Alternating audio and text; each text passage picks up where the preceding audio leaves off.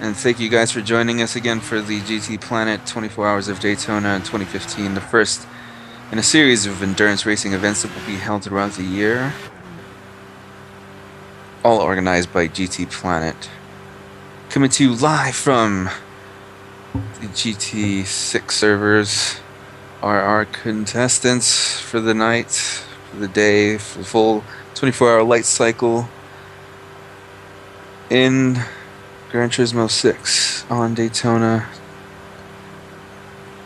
accurately modeled down to the wire, or to the molecule, whatever you want to say. It's an amazing track, an amazing event. And it was just breaking the 16-hour mark, so we have 8 hours left. As the safety car herds all the cars together so they can do safety laps with 100% surface wetness on the track at night.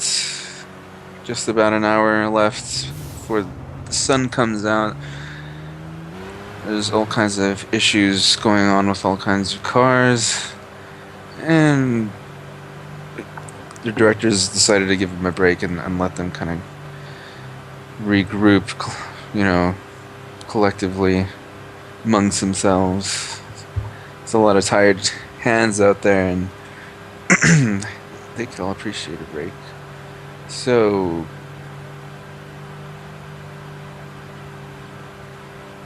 we've been with you every step of the way. I'm on here with Bart, or Passim, on GTPlanet. I am Wardez on GTPlanet, we're both moderators. You can find me on Twitter at PureRacingEvo, which I should become more active in, I just realized. Anyway, oh, hi Bart.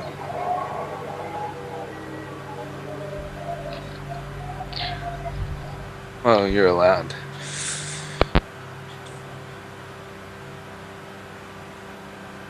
Hello. How about that safety car? It looks pretty awesome.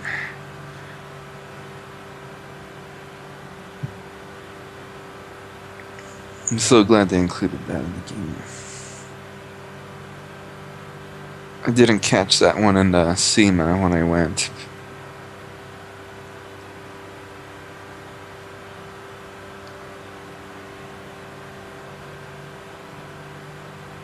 So cool. We used to have to use a Land Rover. A big, huge yellow Land Rover. Now we have this. And I think AG appreciates the inclusion. Maybe they did it for us. Who knows? You never know, right?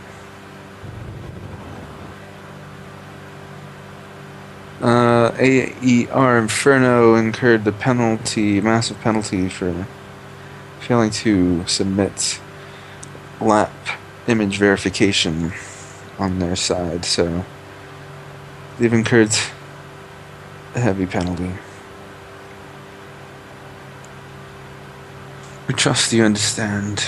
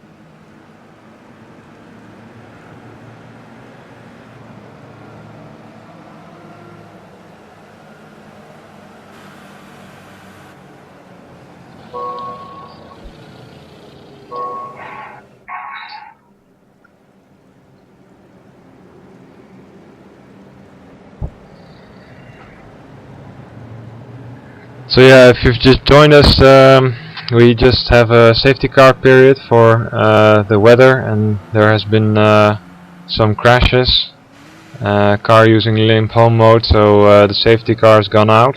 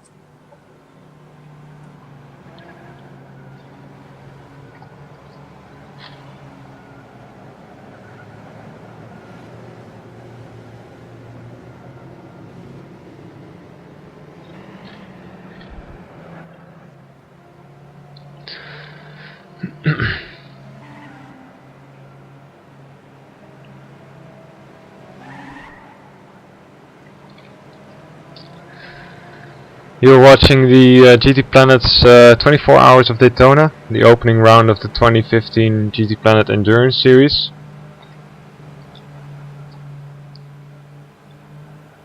As you can see, AJ is out on track in the safety car, the series promoter and race director.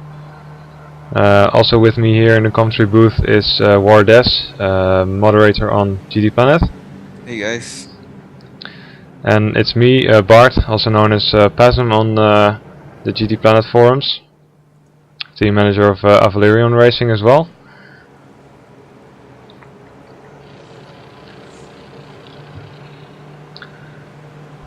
So yeah, it's starting to go down now, the track surface water. About 8 minutes ago it was at 100%. Yeah. Yeah, now. And still not going down that rapidly as it used to, and yeah, it's still raining. Yeah. And we've got 45 minutes until daylight, so. Which should speed up the depletion of water, right? Mm-hmm. I think the temperature is an effect.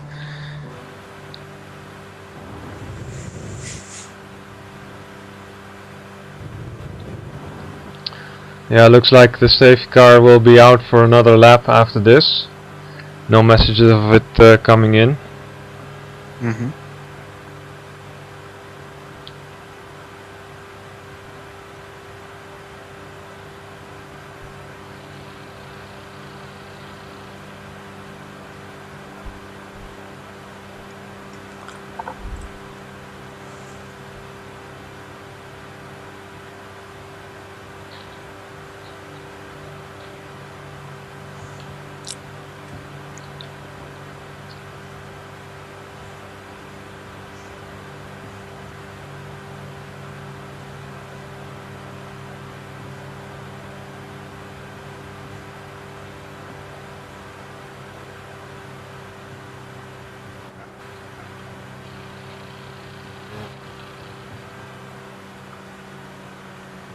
So while we're behind the safety car, we can have a look at some driver profiles. Yep. I'm seeing here Ronald Thomas.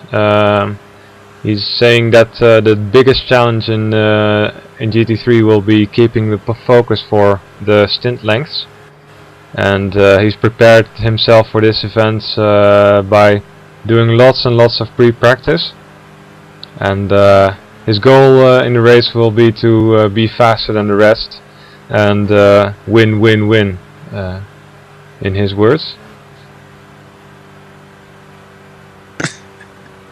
And ironically, his favorite and least favorite corner is turn 1. Weird.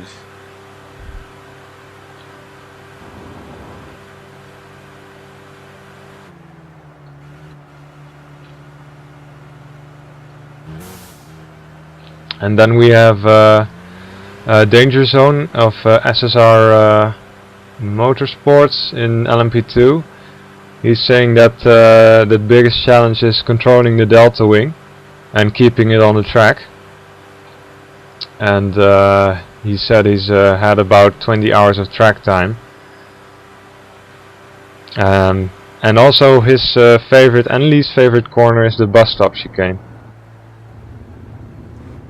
Yeah, that one's tricky. And he's saying that at first the car's rear let go 90% of the time, but after some tuning he has gotten it to the state where it was planted and it doesn't let go. Nice.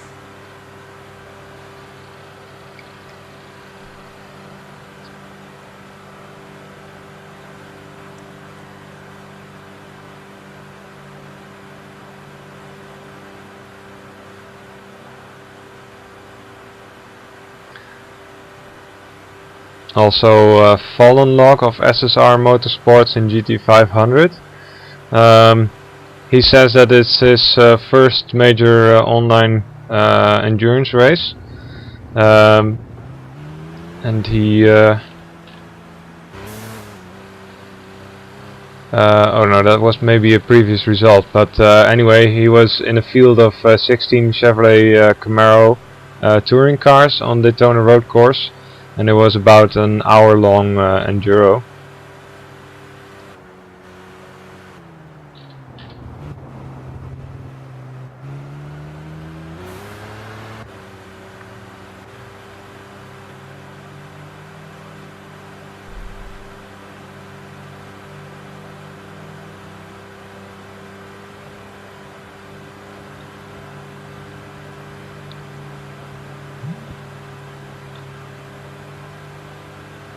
And Fallen Log's main goal was get some experience behind the wheel, and he was possibly thinking about a class win, if that goes well.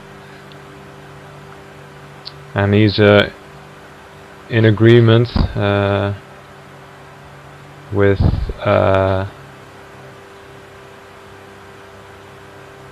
Danger Zone that his favorite and least favorite corner is a bus stop chicane, so a lot of love-hate relations with that corner. Yeah, I could definitely understand that. Yeah. It's crazy trying to catch a little bit of grass so you can go faster.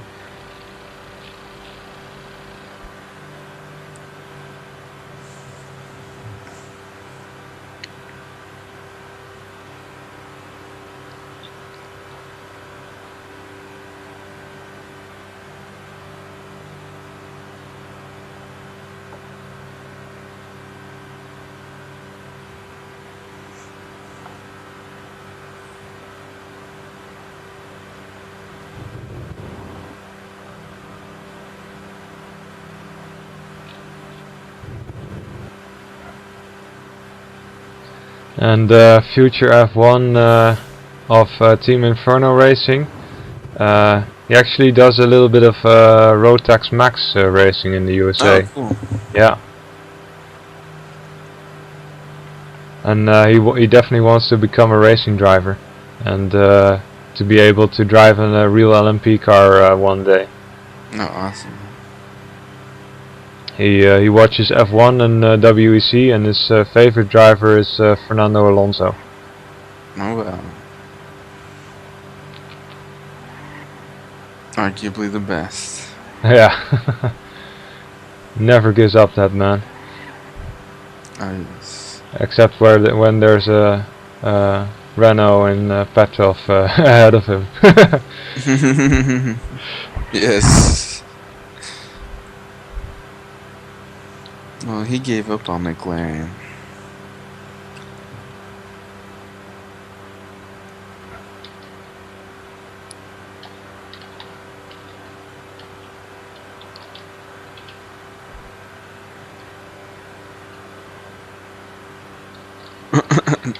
The rude sandstone. Never.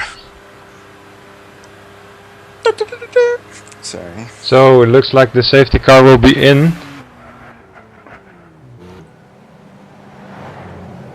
Let's see the restart from the front of the field. Green.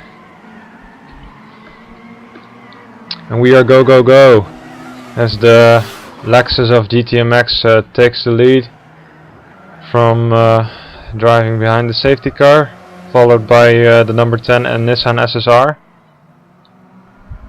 Here we go. Down in.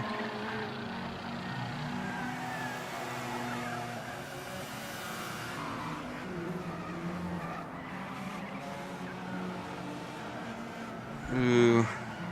GTMX SZ goes a little, catches a bunch of oversteer. Yeah. But he's still ahead of Renault. Thomas. Cold tires. Whoa, But same for everyone. Jelly is gone.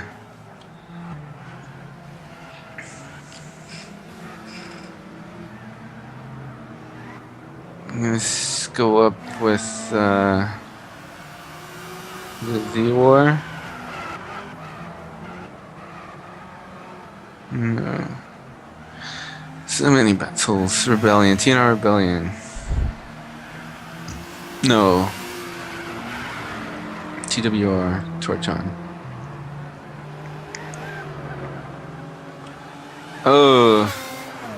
FRS Skater makes a move on the outside on Renault Thomas. Torchon looking to have a go as well. Yes. Oh, he's going on the inside, going into the Oh, bus very stop. late. Braking very extremely late. Oh, he just got it though. Awesome traction, 88% track surface wetness. It's about 40 minutes till sunlight. Oh, he's so close to hitting that barrier on the exit of bus stop chicane. The being piloted by TWR Torchon for team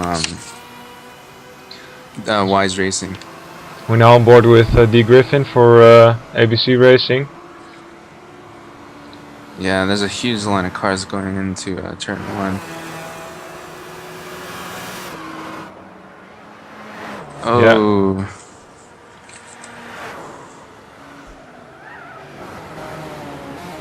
Yeah. Wow, they're getting so close.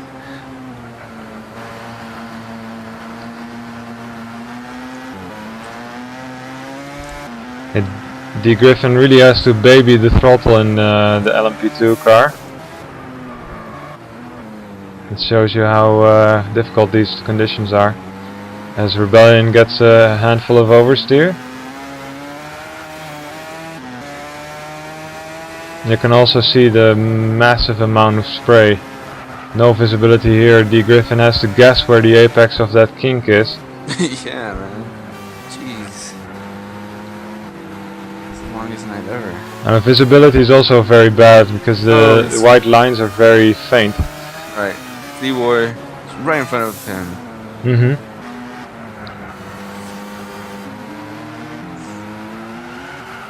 Oh, as D. Griffin gets... Wow. Just manages to save it, not turning it into spin. Good work there, but dang. Yeah, he lost some ground. Who's that behind him? And he's gonna get passed by... Let's go, so... Ghost driver, yeah. Yeah. Oh, it's D-War. Is it D-War? Yeah, D-War on the main straight even. Or maybe coming out of the bank corner or something, losing traction. Oh, and D. Griffin has a spin in the bus stop as well. Luckily not on the racing line. Hey, he's still backwards, waiting to... Yeah. Now he really has to move off the racing line because There's another car coming. Looks to be a Nissan. Oh wow. These restarts are great for TV. Yeah, a lot of action now. Let's do this again. Now I know how it feels to be a NASCAR. Yeah, as we return to green running, green flag running, as D. Griffin instantly goes into the pits to repair some damage maybe. So let's join the action up front again.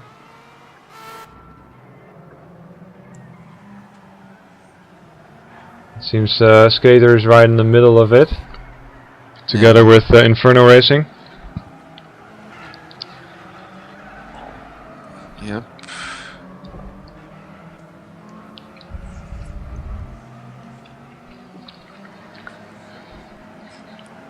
RCB 929 and the Delta Wing.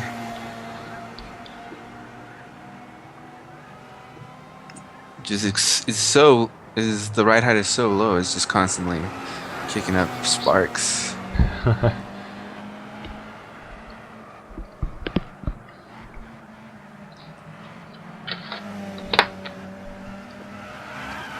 Oh, it's getting a little wetter now. We're at 89%. That's up from 88% just a while ago. Ah, okay, interesting. So it looked to be getting drier, but now, yeah, still raining. So you can't expect the track to dry anytime soon. Oh, as we see a spinner in Skater. FRS. Wow. Huge spin. See? Another weird one. Yeah. Seems like They're these just breaking GT500 cars, traction. yeah, are really susceptible to oversteer coming out of the banking somehow. Wow. This must be a weird tuning, weird camber or something. Yeah. Or maybe the car bottoming out. Yeah, just to... Yeah, something.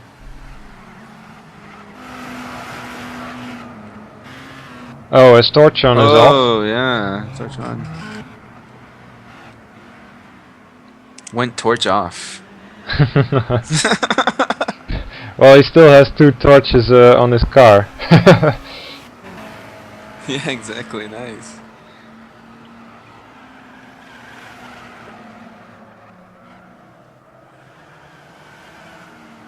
Torch on, torch off. Hopefully we can torch off soon. Uh-huh. That's a green. Maybe he's looking to torch some other competitors. Yes.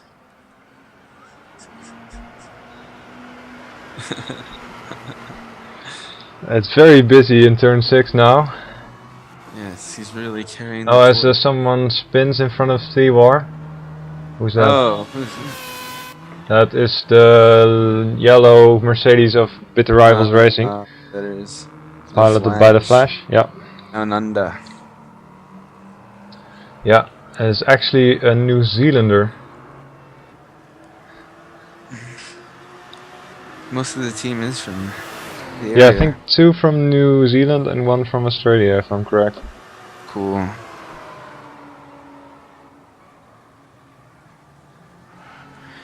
Well, we're having a rainy day in January in Florida. It's the middle of summer. Yeah. In Australia.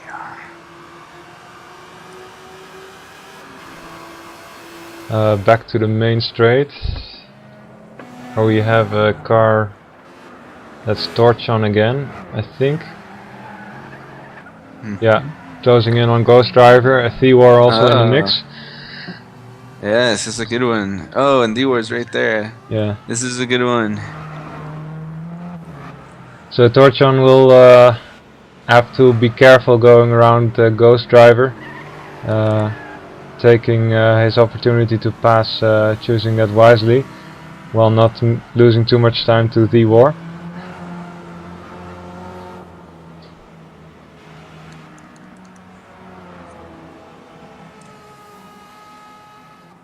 As it looks like the GT500s are struggling a little bit on the infield. Yeah, they're tipping and towing around.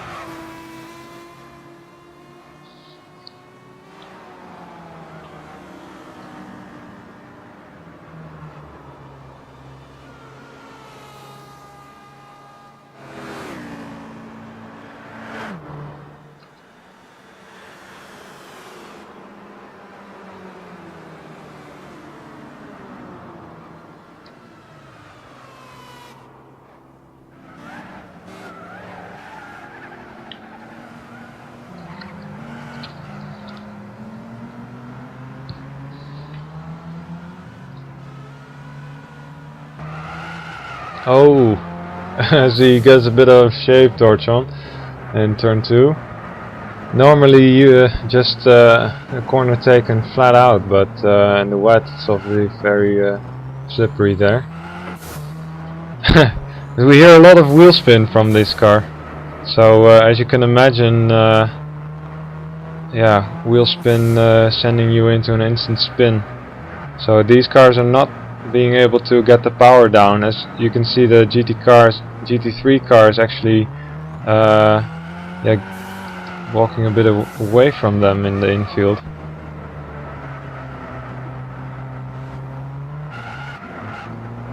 Instant amount of oversteer once that turbo kicks in. Short shifting all the way. As now he can really get the power down. He has to lift actually coming out of the banking. That's interesting. Yeah. So maybe that was what we were seeing with Thewar Right, and yeah, Skater. yeah. Just losing a bit of traction coming out of the banking. And these guys were able to kind of feel themselves breaking loose a little bit and letting off the throttle in time. Yeah. All about reflexes. Yeah. Oh, if you haven't got them, you're training them now. Yeah.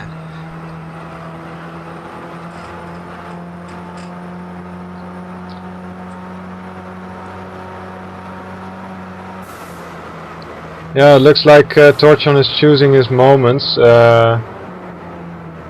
He's fully aware that the GT3 cars now are actually competitive with him in terms of lap time. He's closing in on the straights, and GT3s are walking away a bit in the infield.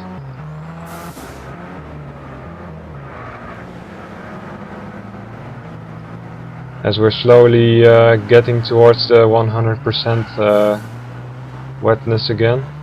Right back up there, yeah. And we've got a great train of cars going into turn 5. Yeah. Oh, Torch. Second hairpin. Little twitch.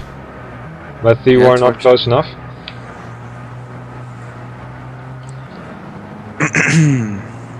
Those drivers right there. Yeah, he's following Rebellion around. Can you see that's Rono Thomas? So we have 3 GT3 cars very close to each other. The 3 class leaders all captured in one shot there. Yeah.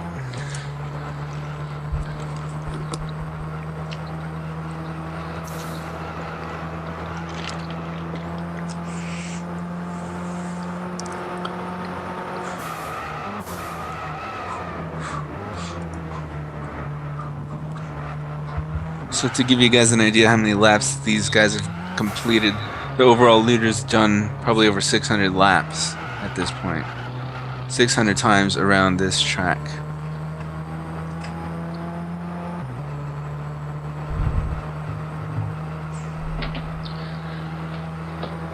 Yeah, with this rain we're not gonna break any distance records.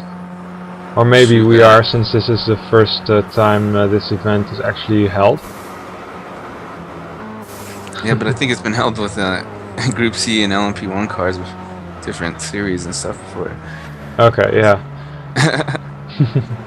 Can't imagine driving a Group C car in the rain for 24 hours here. It's weird, not the men that our forefathers were. We need Hans devices. Okay, still, I can't believe how this group has been able to maintain their same gap for so long. They're just literally a train that's being pulled along by Rono. Yeah, I'm just on board with Torchon looking from his roof camera, Yeah. and it's So, very interesting seeing the group compress and wow. extend again. As it's now Rebellion getting past Rono, they're fighting Ghost within the mix as well. Let's go have a look at that battle. Oh, we got a spinner. We got us a big spinner. Who is it? Oh, it's the Flash. As it's Rivals. Torchon going for the overtake into the bus stop. Oh, let's see Also Torchon. along Rono, little contact from Rono, braking early. Big potentially big pileup. Oh, Tank. That was a tank slapper that I gave yeah. him there. Wow, that is so close. That is exciting racing right here. So yeah, Torchon choosing his moment now when Rono was so close, overtaking. Awesome. Yeah, overtaking both of them in one go. So cool. I don't know why. It just reminds me of like a jet dogfight. Yeah, and Theor going in between them now. Rono still looking to have the lead here. At least a position versus Ghost Driver. Ghost Driver gets it slowed down for the first corner, as does Rono Thomas, as they are now probably catching up with Theor again. Yeah.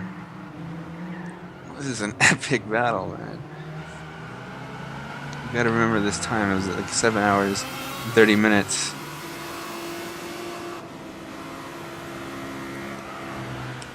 Like about 20 minutes till daylight. Oh, Ghost drops a wheel into the grass but gets it slowed down for turn 5.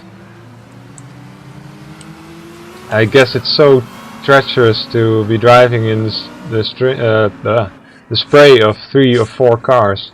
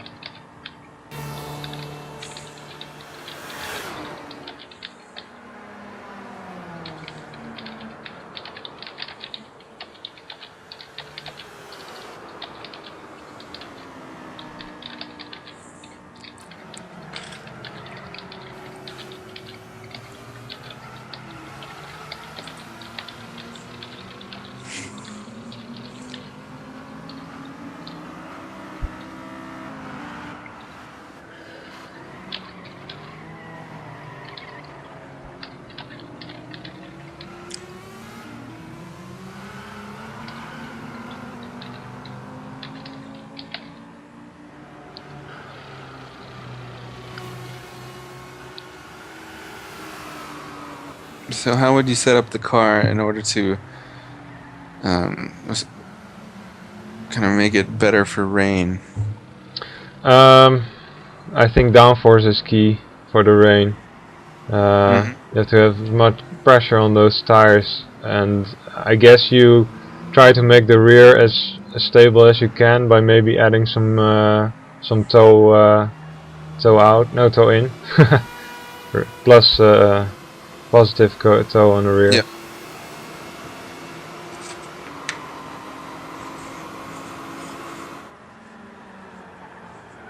Oh, as we see Theor doing the same again, losing a little bit coming out of the banking, so that lets Ronald Thomas and Ghost Driver Whoa. back through. Yep.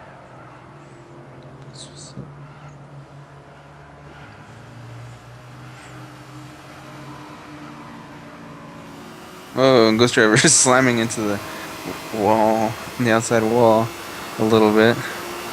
He's got some good speed coming out of the bus stop. He's chasing down. Who's he chasing down? Rono, I think. Oh no, yes. It's hard even for us to see with this rain. True that. How the drivers feel. Yeah, the track back to 100% surface water. Yep. As Rono has half a tank of fuel in it. What about Ghost Driver? Little over half a tank, so yeah. quite the same. Oh, Ronald Thomas loses it! Whoa! As we have a huge crash. He was. Damn. In front of him. I think Ghost Driver was just able to brake enough to avoid hitting him. That was some really smart driving on the part of Ghost Driver, and even more unfortunate. I think that on the part of Rono. Front wheel damage was from an earlier incident. Could be that he has some damage now. We can't know for sure, but I think that braking action was maybe enough to prevent serious damage. Number 42, Reaper Online Racing Mercedes SLS in black. So yeah, that was the conclusion of that battle, I think. Now on board with the Flash for Bitter Rivals Racing in the middle of a 3-car pack. Whoa. Got another spin? There's D. Griffin in front of him. And who's that behind him? That's probably GTMX? the War?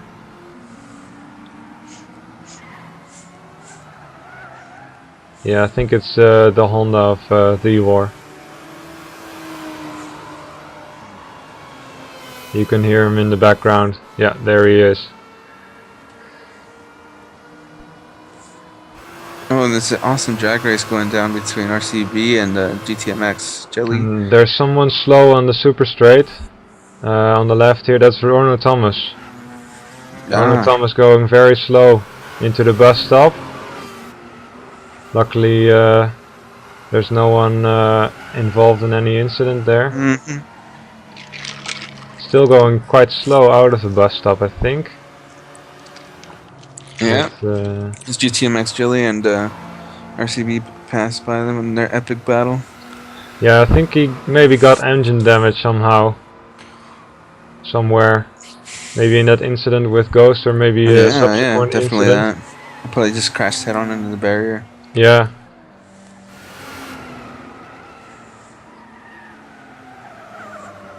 Car is crabbing a bit, so there must be some wheel damage too. And as we have another car in the pits, that's Z of Nissan SSR. Okay, back on track with the Flash.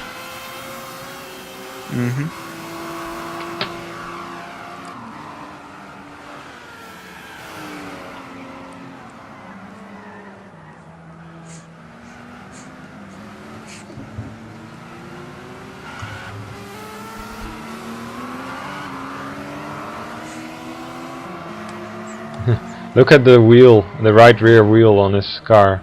It's obviously not some kind of graphical glitch, but yeah. Oh. RCB, wow, almost 3 wide there. Oh, yeah.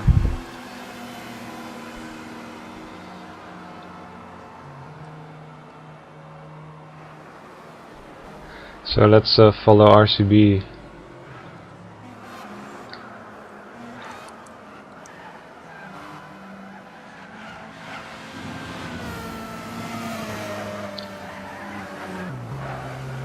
Yeah, only half throttle through the bus stop. Guess that makes sense with so much standing water. Yeah. Car's very light.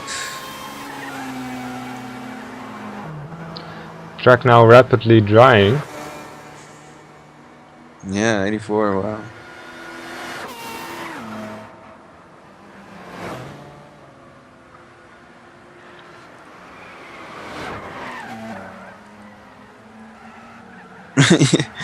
Yeah, the guy in the chat, shout outs to Goody01, said that driver in the Audi R8 must have one hell of a setup. He's beating all the other GT3 cars. And that's kudos to your team, Bart and Yeah, Valerian. thanks. It was actually our resident rain specialist, Skyline, who got that setup together. Awesome. Even though he's not participating in the race and actually having to work at this very moment. I know that he's watching the live stream now, so nice, man. shout out to Steve, well done. Yeah, big one.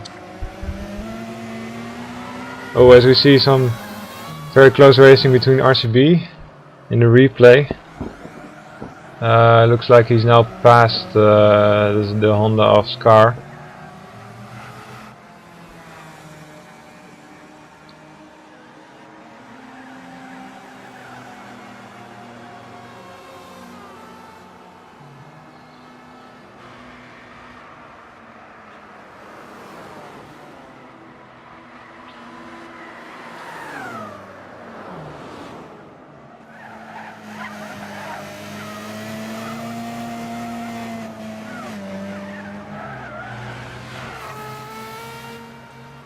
Valerian Master Race, says GTB Bambi. Thanks, Owen.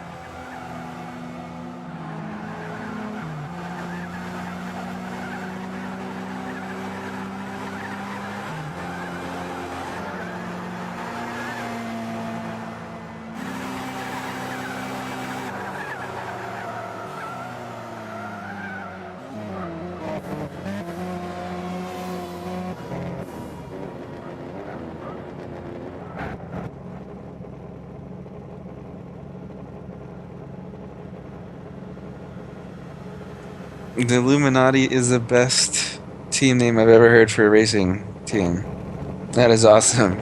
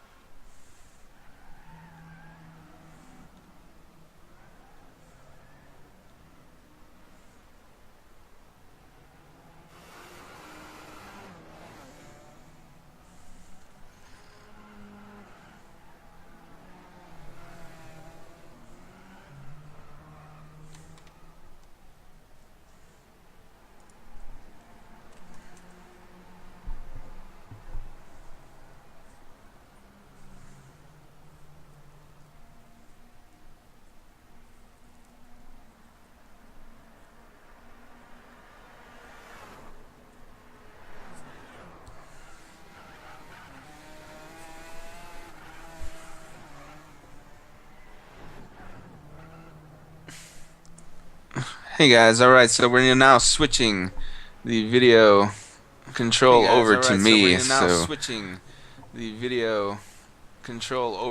it runs a little better this time. We will cross our fingers as we get on with the 24 Hours of Daytona.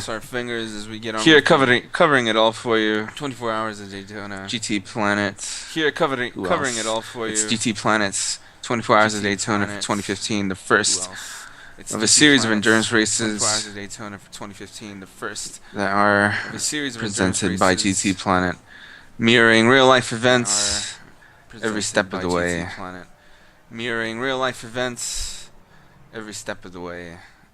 In both regulation and fun. So we are closing in. Whoa, it's a big moment going through the first hairpin, second hairpin. You're gonna spin out there. I know you still can't see any of this video yet, but we'll go on soon. And just kind of, let's pretend like we're listening to old school radio commentary. Why don't we?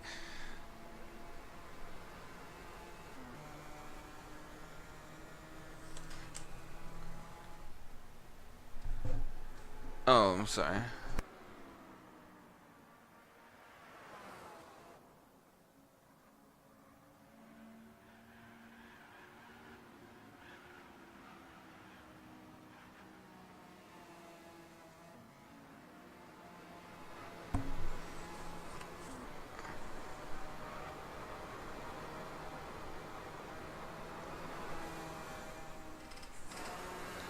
Okay, I'm turning down my, so you're saying, how is it echoing again?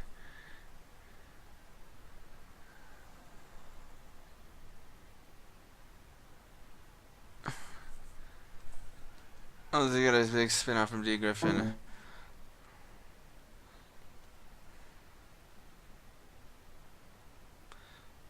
Double audio. Oh!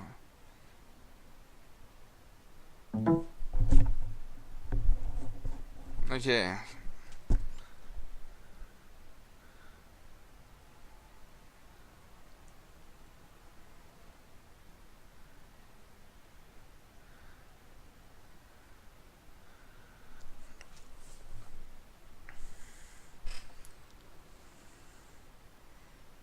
Cool, so I was just having some kind of speaker bleed, or some mic bleed.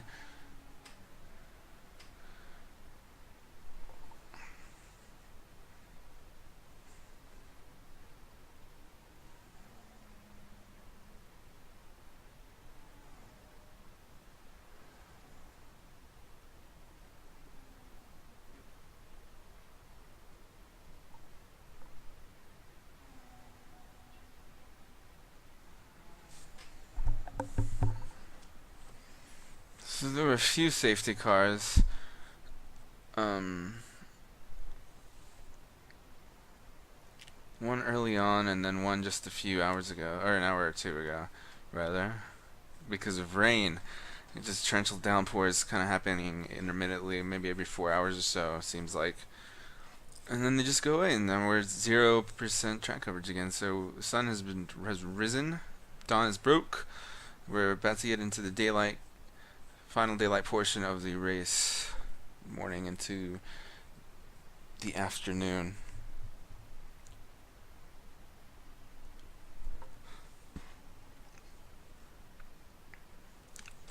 We're gonna ride on board.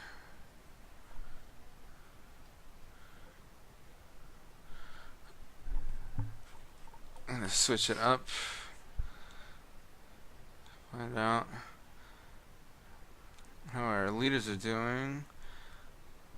Right on board with him. This GT Jelly has been on for quite a while, so Passum is taking over. He's left the comms box and is going to. Well, listen to that turbo. That sounds awesome. He has gone to drive for his team, since he is not only the club manager of Avalarian but also a driver himself, and he'll be doing a 3.5 hour stint, after which he will be joining us back here again to comment 8, hopefully all the way to the end.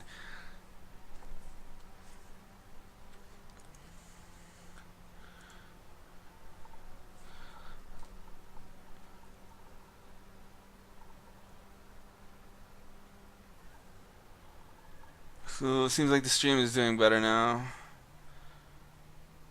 That's good to see.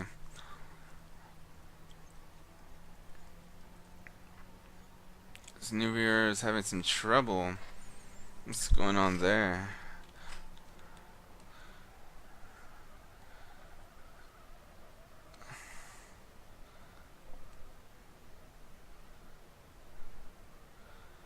He is in limp home mode.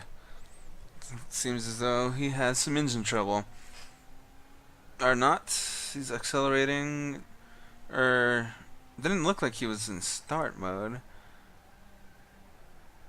I don't know.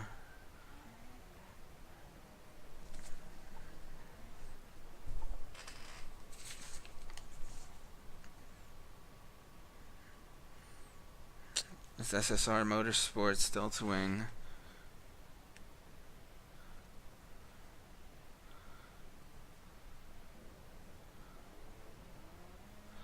Or fourth, according to the last update.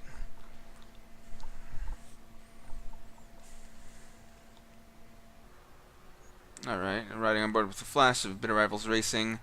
Coming up on D. Griffin.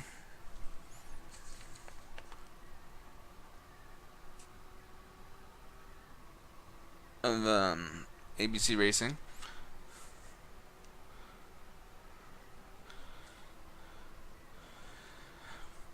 Can't hear the racing sounds. Oh. Let me know if that's better.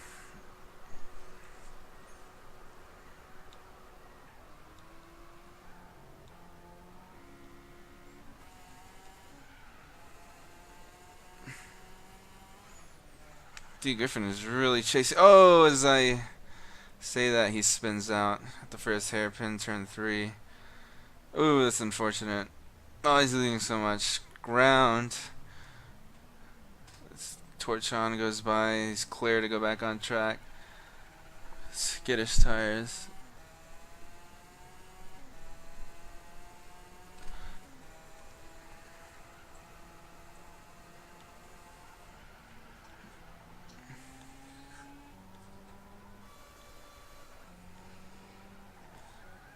Looks like Torchon is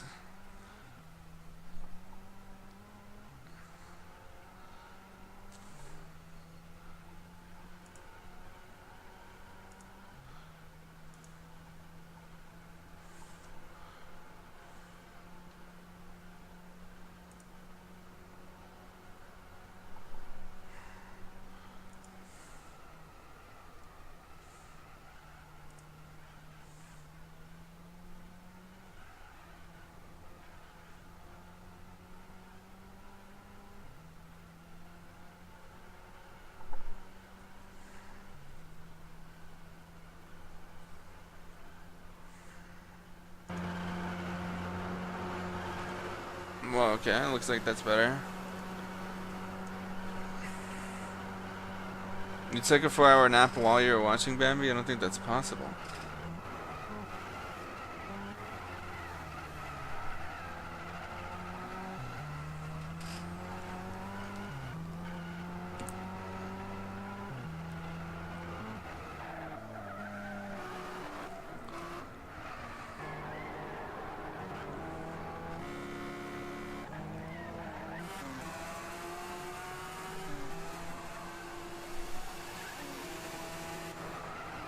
Wow, that was a great pass that D. Griffin pulled on Bitter Rivals Racing.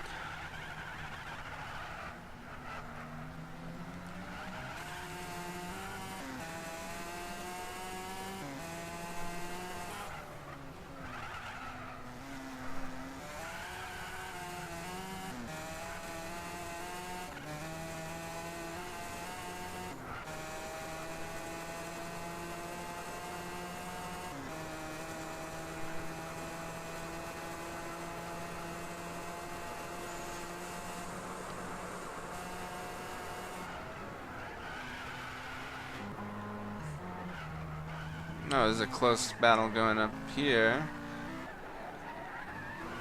I'm gonna turn 6.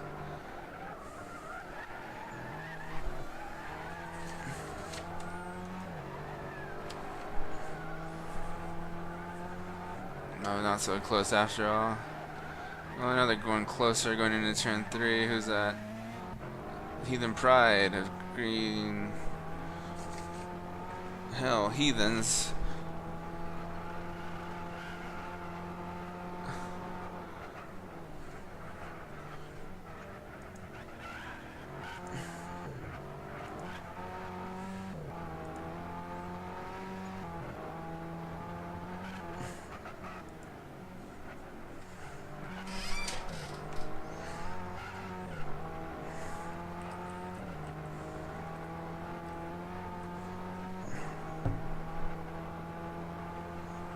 Number 11, Doltzwang, of course. RCB's. No?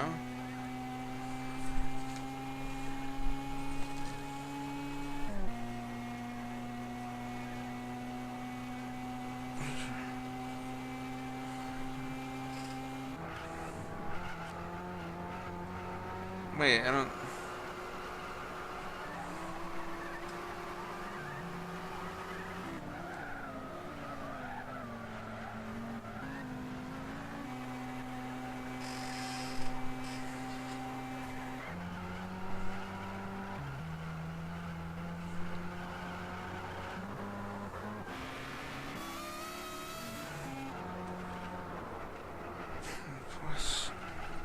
Number 11.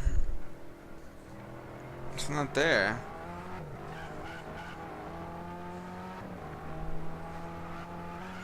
Oh, there we go. Welcome, Andrew. Good morning, or good afternoon, or good morning for you again. Very good morning to me, yes. It's 4 a.m.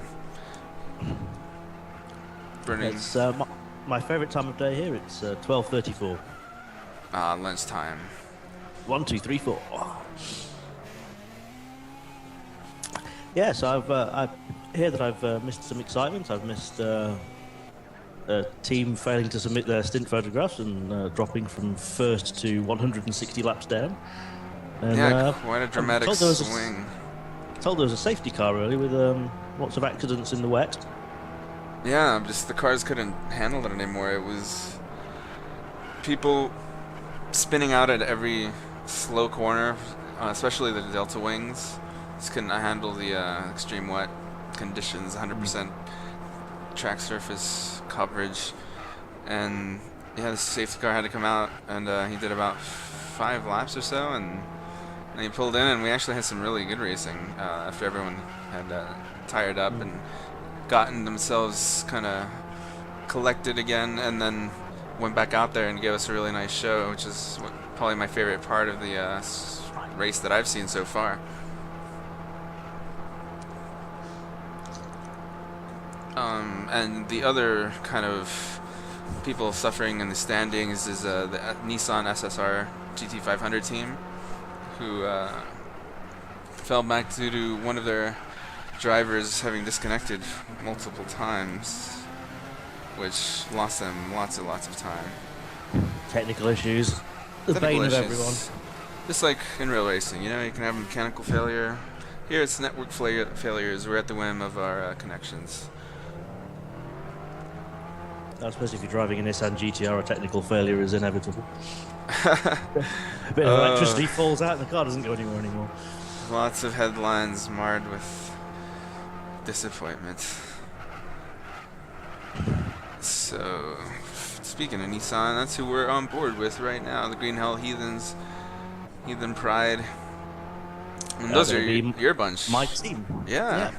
My boss on board. Good group of guys. The boss, one of the most dedicated endurance racers I've ever come across on the internets. He's been racing in various series, endurance races for a long time, and always being a proponent of them, and being one of the early runners in the Kurt Nürburgring 24-hour race that was held for a little while back in the GT5 days. And yeah, they really love the Nürburgring, and he's really passionate, so it's a good leader there. Yeah, apparently he was practicing yesterday by doing a 3-hour race at the Nürburgring. So. Yeah, it's a good way to keep yourself sharp. It's the whetstone. So yeah, we've got about 6.5 hours to go, according to the stream clock. Yep. Yeah, because we are, of course, slightly over 10 minutes behind due to the rain delayed start. Yeah. I think it's nearer to 15 minutes, isn't it? Yeah, 15 minutes is what I heard. Yeah. Okay. There was somewhat of a drama trying to explain it. Yes, just to be clear, it was 15 minutes that was delayed by. So as Heathen Pride gets passed on the inside by the leaders overall, GTMX, driven by GTMX Jelly.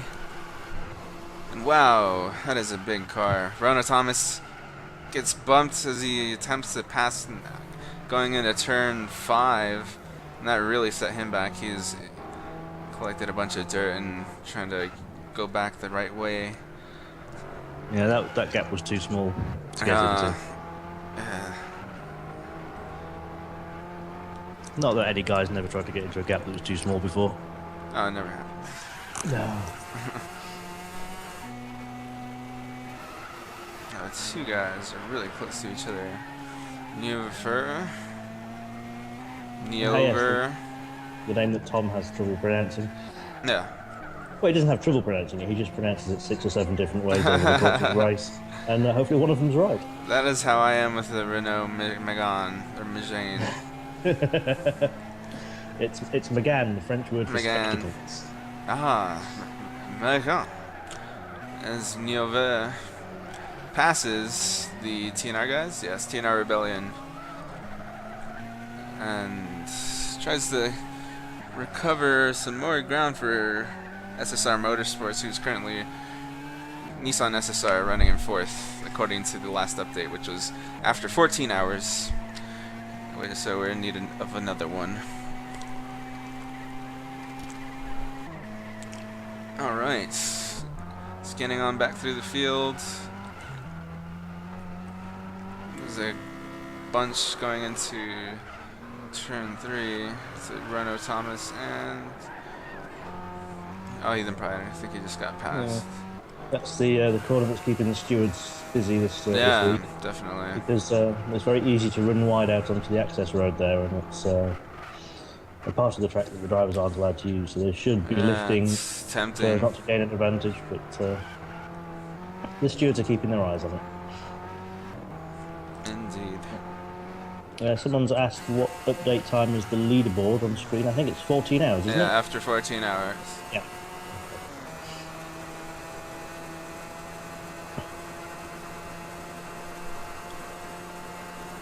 And we're coming up on over 18 hours, so. Yeah, I mean, aside from the Inferno Delta Wing, which I'm sure is going to change position once their stint photographs have been ratified. Right. I don't think there's much that's going to change. I mean, it's still quite impressive seeing the two GT500 Lexuses leading the tree there. I was expecting the Courage to be higher up. Right. On the basis of being as fast as the Delta Wings, but slightly easier to drive. Mm-hmm.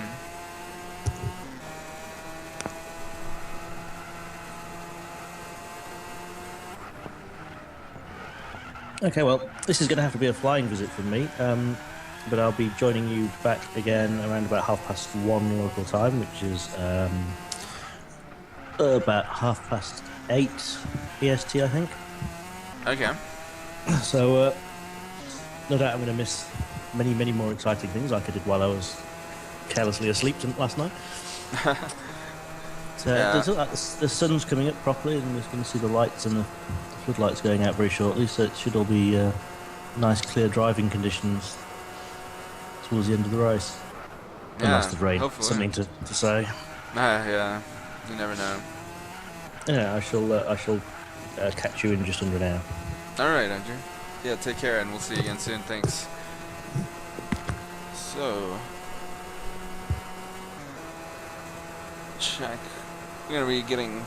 So thank you, Andrew, or Famine on the GTPlanet forums, GTPlanet administrator, for joining us briefly, and we'll see you again soon to wrap up the race on the other side of 24 hours. So Kevin is going to be joining me soon, hopefully. GTB Dutchy.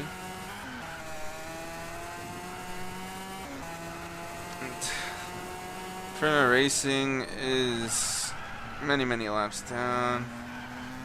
After 14 hours, they were plus 190 laps, so I imagine it's closer to over 300, something like that. No, I don't know. Maybe it hasn't. Maybe we can increase it. I mean, decreased it rather.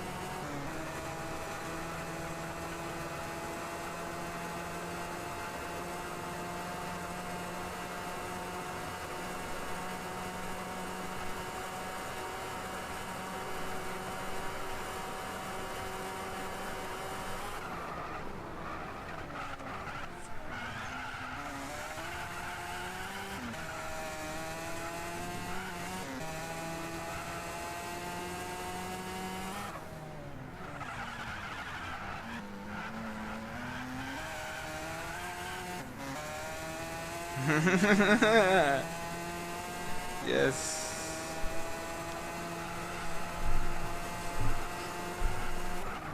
Awesome.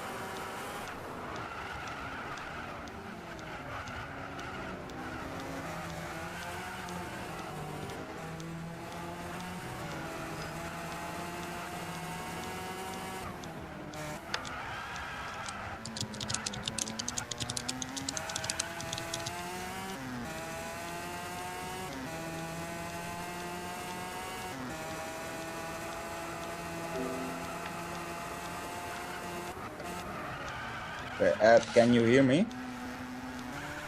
Yeah. You can hear me.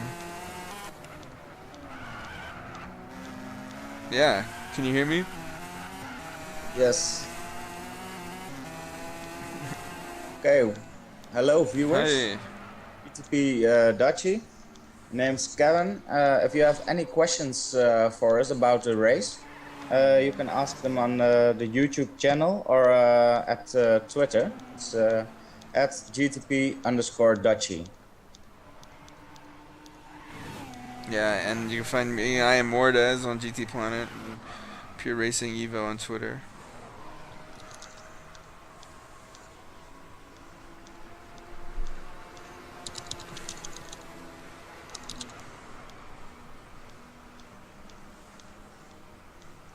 As we see,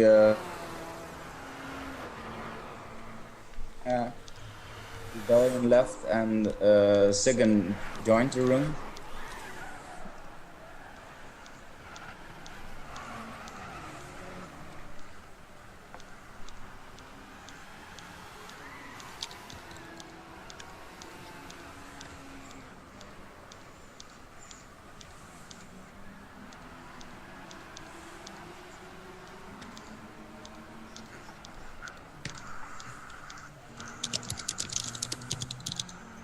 As we see, Oh, we can hear background noise. Something. left and Sigan Like background, like a TV's on.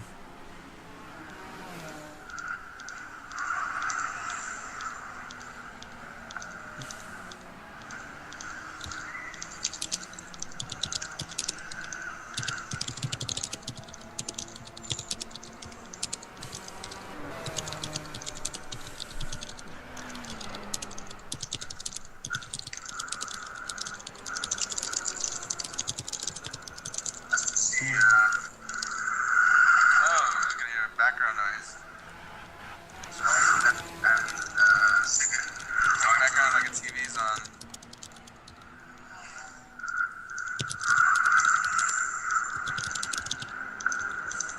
I don't have a TV playing the stream. Oop.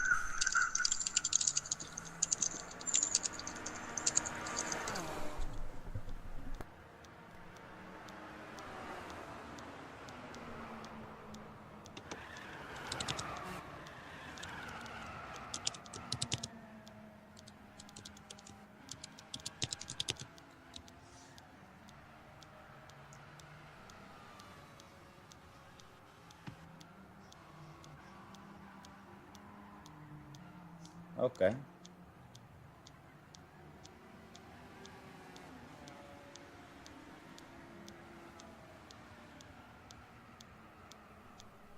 Now on board with D Griffin 28, also known as David Griffin in real life. He's one of the GT Academy graduates of the 2014 in the USA. So also some good quality video items about that available on YouTube. So if you haven't seen that, it's definitely worth the view.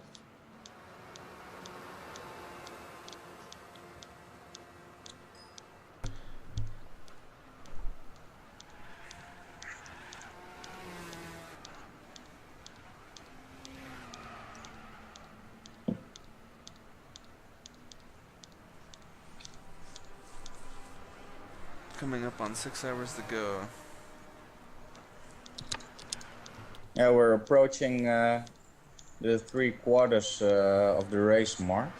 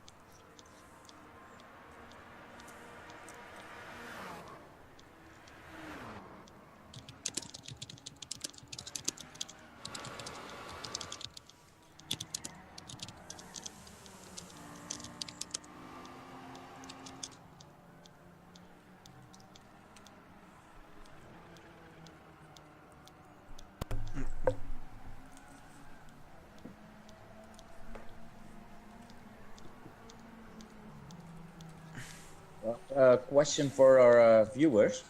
What is your favorite moment in this race up until now?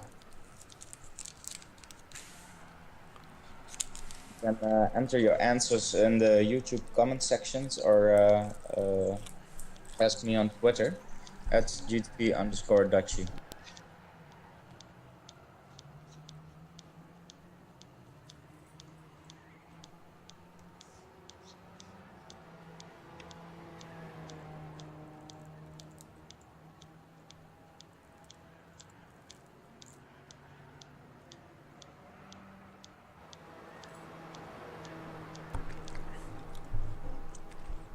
Oh, I think the music stopped.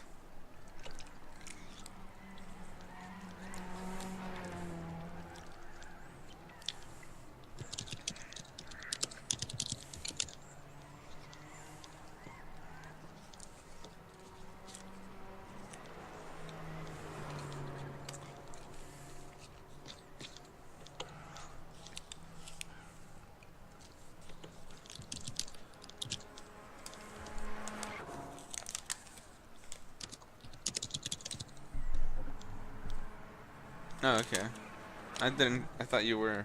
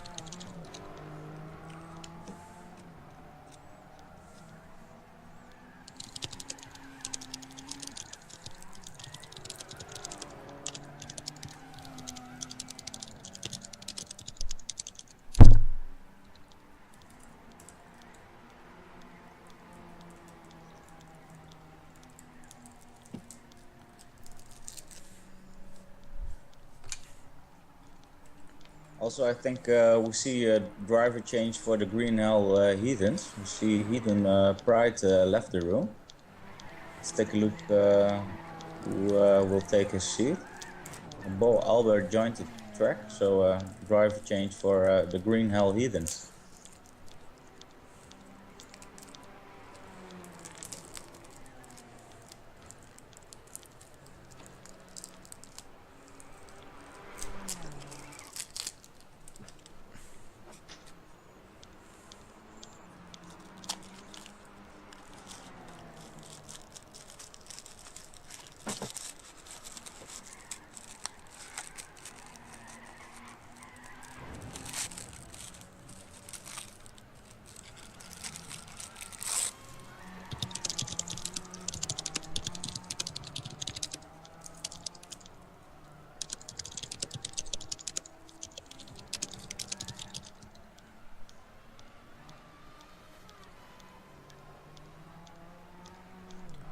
Doing.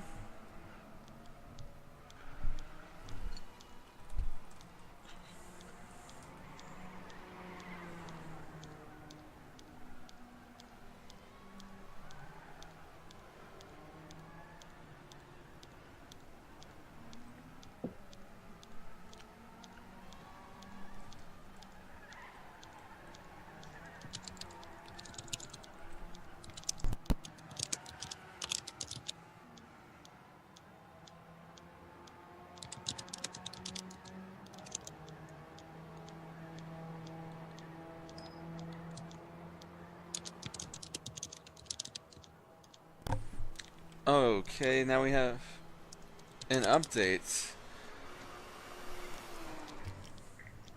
After how many hours?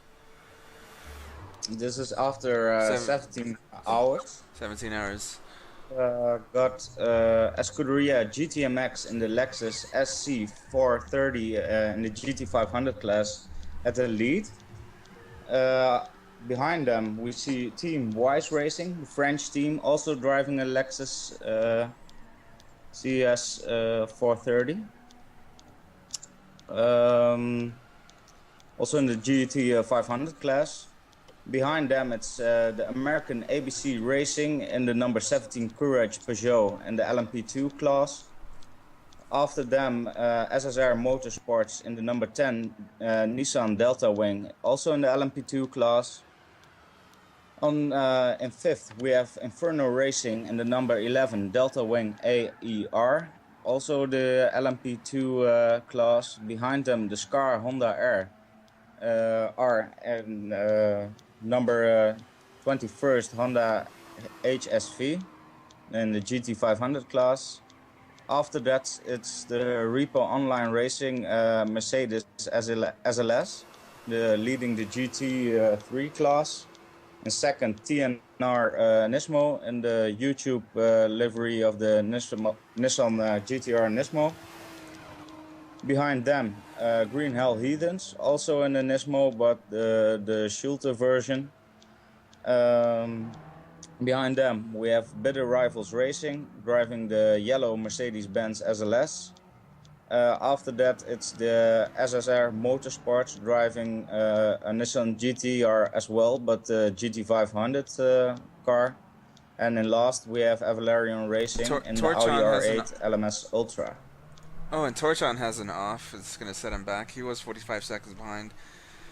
Really close to Scuderia GTX team. Just had a bit of a setback there, so he'll be over a minute behind at this point, I'd estimate.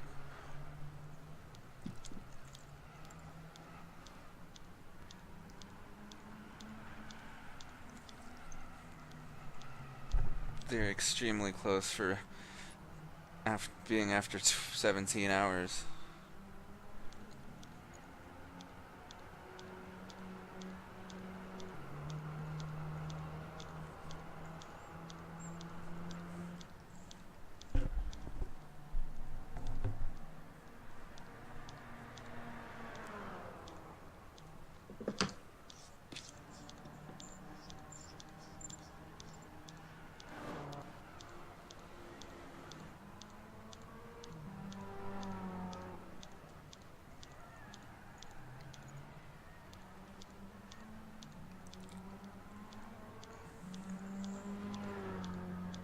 So, Zero Duck, let's come back.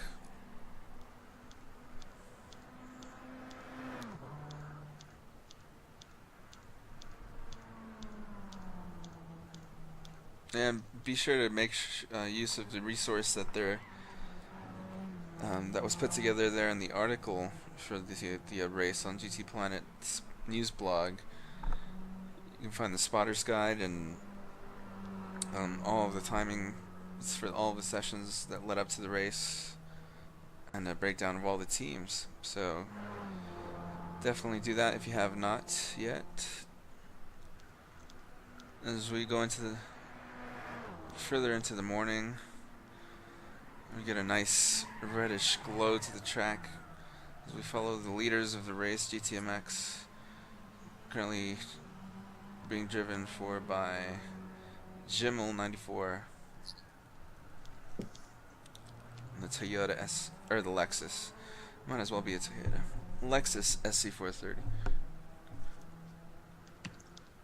Also, when we look at the standings, there's only 45-second difference between the number 1 and the number 2.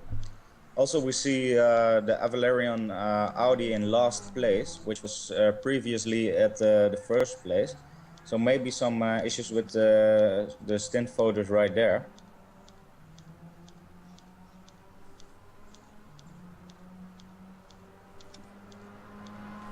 Hopefully not, but we'll see what happened. Because now Inferno Racing has corrected themselves a little bit, and they're up to 5th place. So it's almost like Valerian and them switched.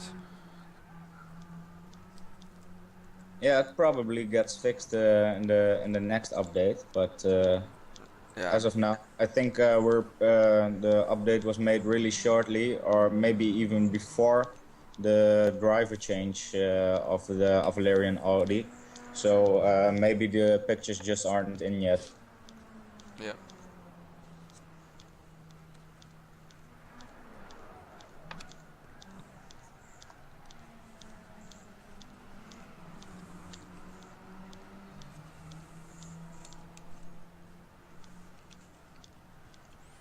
Yeah, what do you think the Lexuses are doing so well in the race so far?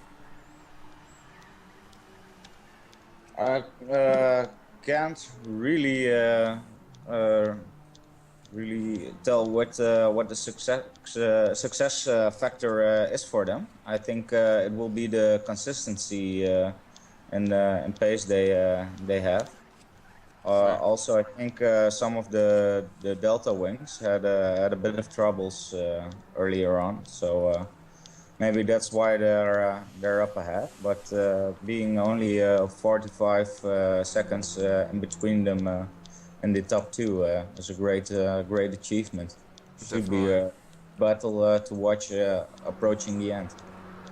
Definitely will be.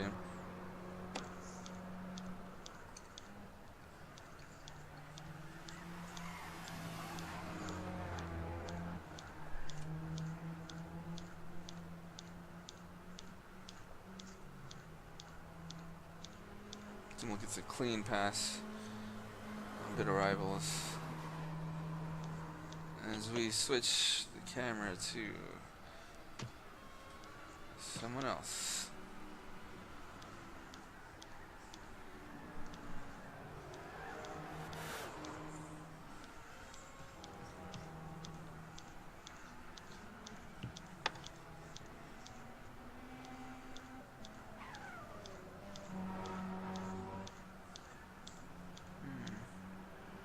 Okay, I'd like to discuss the total driven laps from cars. Like I said, the Escuria GTMX and Team Wise Racing are very close together, only 45 seconds at the 17-hour mark. They are both done 576 laps. Then the LMP2 class, the ABC Racing Courage Peugeot, has done 568. The Black Delta Wing from Nissan has done 560 laps. The other Delta Wing in the LMP2 class has done 554 laps. Then it's the Honda HSV, who's done 549. Currently, with most laps in the GT3 class, it's Reaper Online Racing with 538. Then it's the YouTube liveried team Nismo Racing Nissan GTR with 537 laps, so only one lap between them. Also, we have the Nissan GTR Nismo of the Green Hell Heathens in 528 laps. So they're a bit further behind Oh yeah. the top class in the GT3. Then it's Bitter Rivals Racing and yellow Mercedes-Benz SLS. They're at lap 505 at the 505 at the 17-hour mark. A couple of laps behind them in the GT500 class, it's the SSR Motorsports Nissan GTR with 499 laps, and currently in last place the Avalarian Racing Audi R8. It's done 467 laps.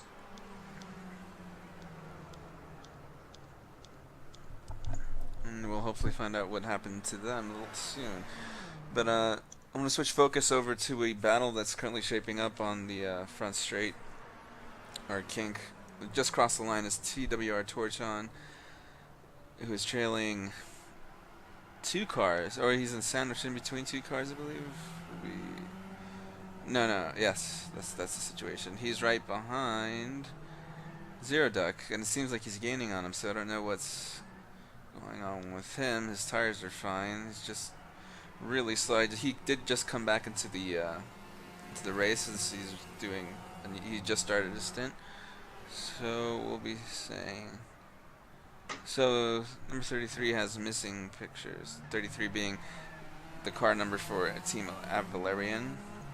So hopefully they can rectify that situation and get themselves back in order. Zero Duck, going back to him, like I said, he's just uncharacteristically off pace. So something's going on. It seems like the car is just really low on horsepower.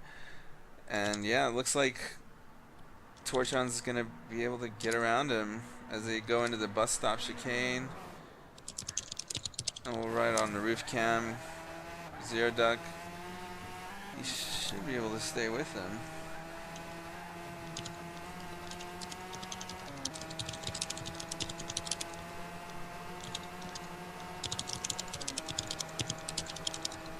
So we've got confirmation that the number 33 Audi had some missing pigs. So Yeah. So, is this focus?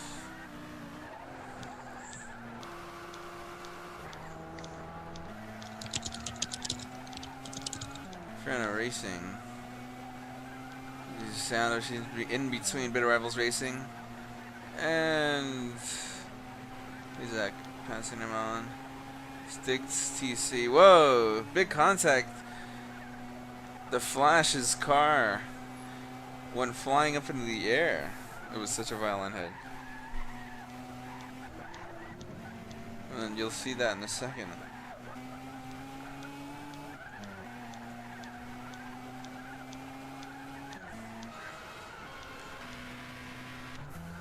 Some harrowing stuff.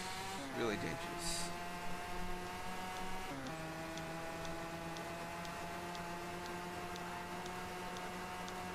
as we seem to experience some lag in our stream. Sorry about that. Now, I'm gonna try to shut some stuff down and see if I can lessen the load. Just let me know what happens in the chat. I wish I could load the chat independently.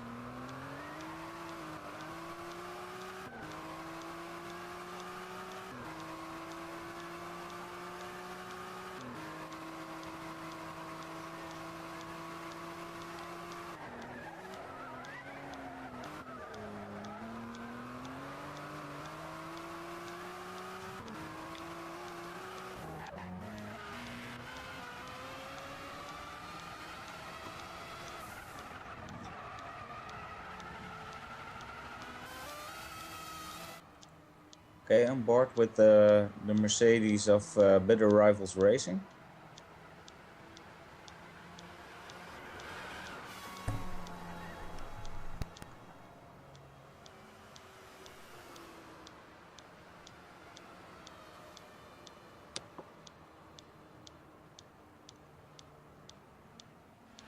Here's the number 21 Honda HSV from Scar Racing.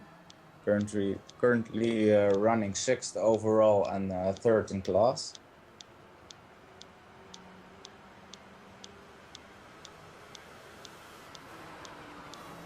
As we experience a weird rendering issue, as I had earlier in the Mighty Miata's support race. The whole infield was pitch black to me.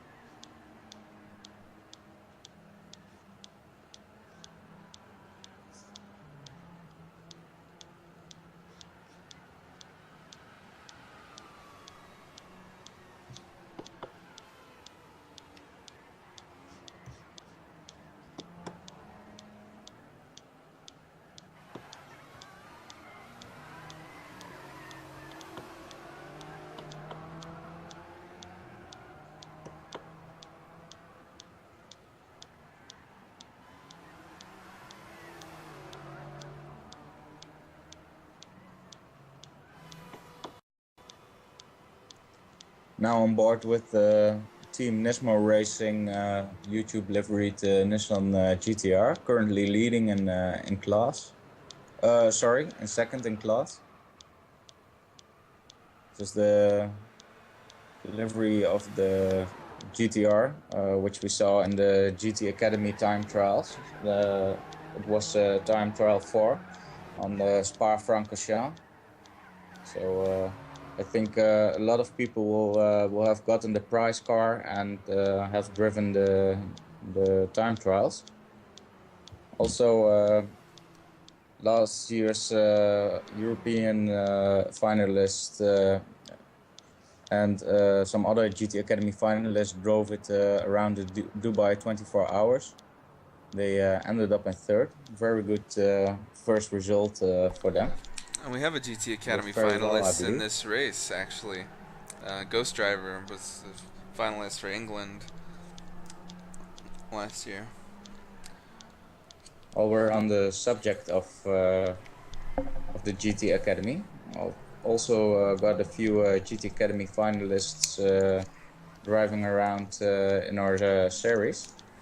For example, in the Repo Online Racing Mercedes, we've got R. Clark, who has done the GT Academy. Also in Team Avalarion, we have Bart, aka GTB Peasant, and GTP Ghost driver as well has done the national finals. And oh, by the way, Ghost driver went to race camp as well. And Yeah. 17 Peugeot ABC, we have David Griffin, also a GT Academy graduate in America. I also got a nice driver interview with him, in which Cool. we discussed a bit about his stay at the GT Academy. I think it's scheduled later on in this broadcast, so definitely something to look forward to.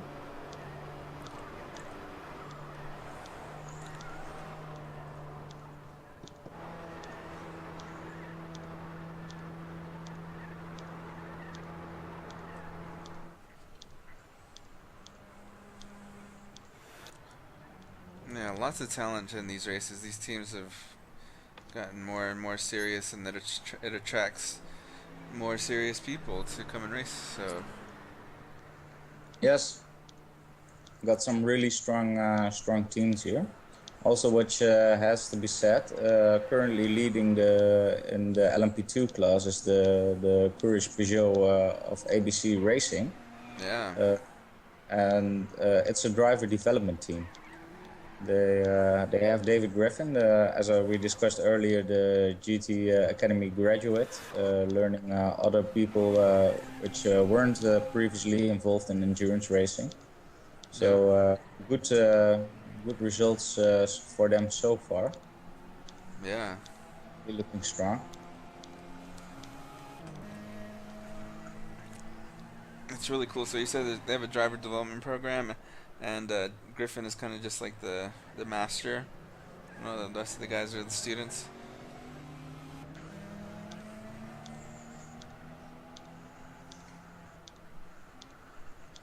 Kevin? Yes. Oh. I sorry, didn't know that was a question. Yeah. Sorry. But David Griffin is trying to teach them about consistency and Cool. the doing of the endurance racing, the stints photos, etc. All right. So he'll That's be. awesome. I think he's at the wheel right now. Maybe we can take a look Zero over at. duck. It's,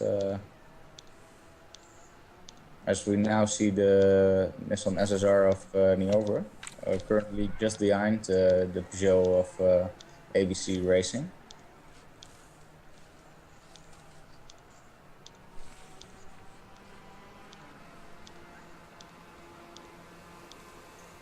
Okay, we see Zero Duck behind the wheel. So they made a driver change as well. I think the previous session was done by David Griffin. Yep.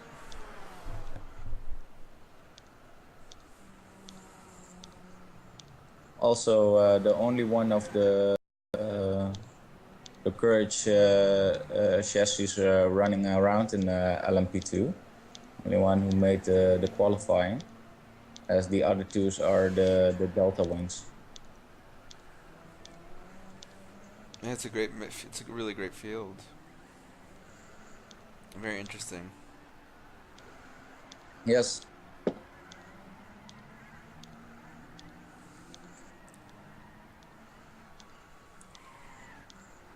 Yeah, it's a bit of a rough side to this series. It's possible that after all the hard work you've put into preparing for this race, you won't make the cut. As we see some examples of people within tenths of qualifying, but yeah, just not able to make the cut. Yeah. Very big disappointment for them. Feel sorry for. Looks. Yeah. Looks like there could be a battle shaping up between Torchon and Passum. So they're gonna ride on board with Torchon. Yeah, but they're not in class with each other, so Yeah. I think it will be a pass on the Be banks. short-lived. Yeah, short-lived probably. Oh, and somebody went off in turn one. That was Inferno Racing. Which you'll see in a second.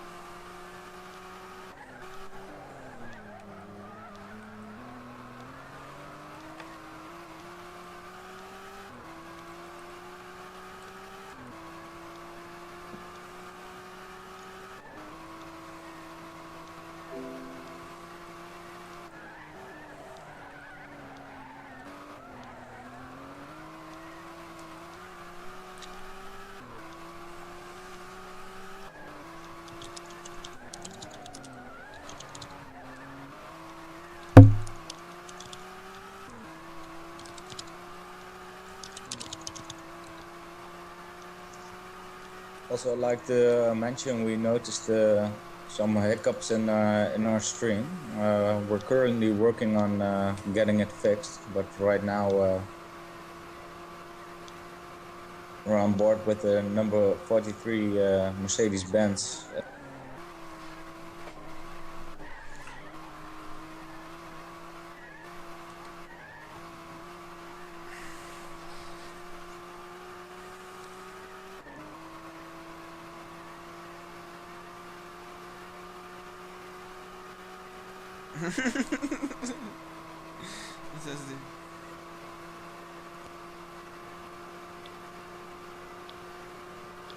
Hello? Hey, Kevin?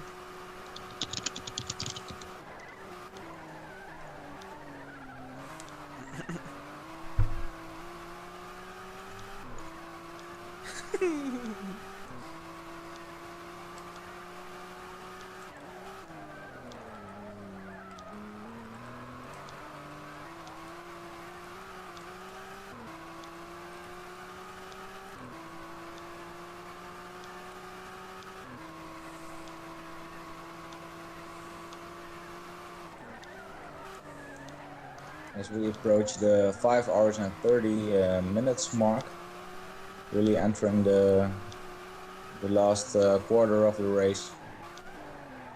Let's see how it all unfolds. Been a great race so far. We saw a good battle with the Avalarian Audi and Team Nismo Racing GTR at the beginning. Also in the early night local time, we saw some rain showers with the water the surface water going up gradually towards the 30-40%, then coming down again and going up a bit. So it was really interesting to see the guys choose their strategies there. So our guys with driving around with full wets, some on intermediates and some on racing hards. So we had a bit of all.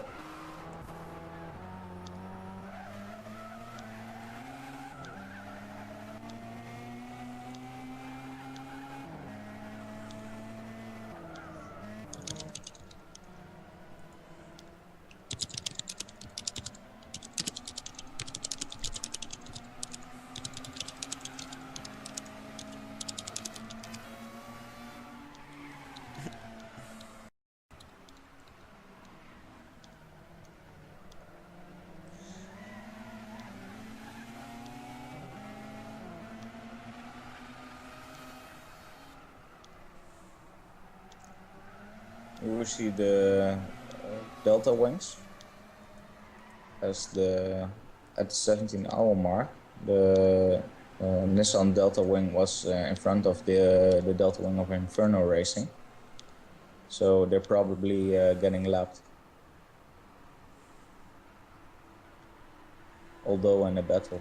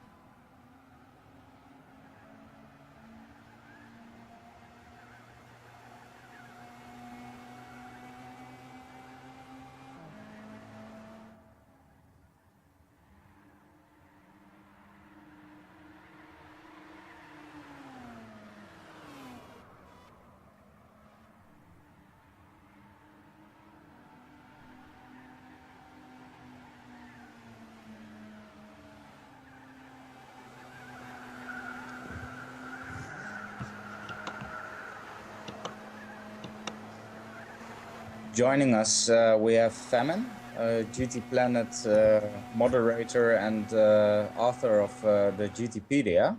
Welcome, Famine. Hello. I drove extra quick just so I could get back home in time. Well, you've managed. It helps that I have a 364 horsepower car on loan this week. So. I found some new overtaking spots I never knew existed. So which one is it?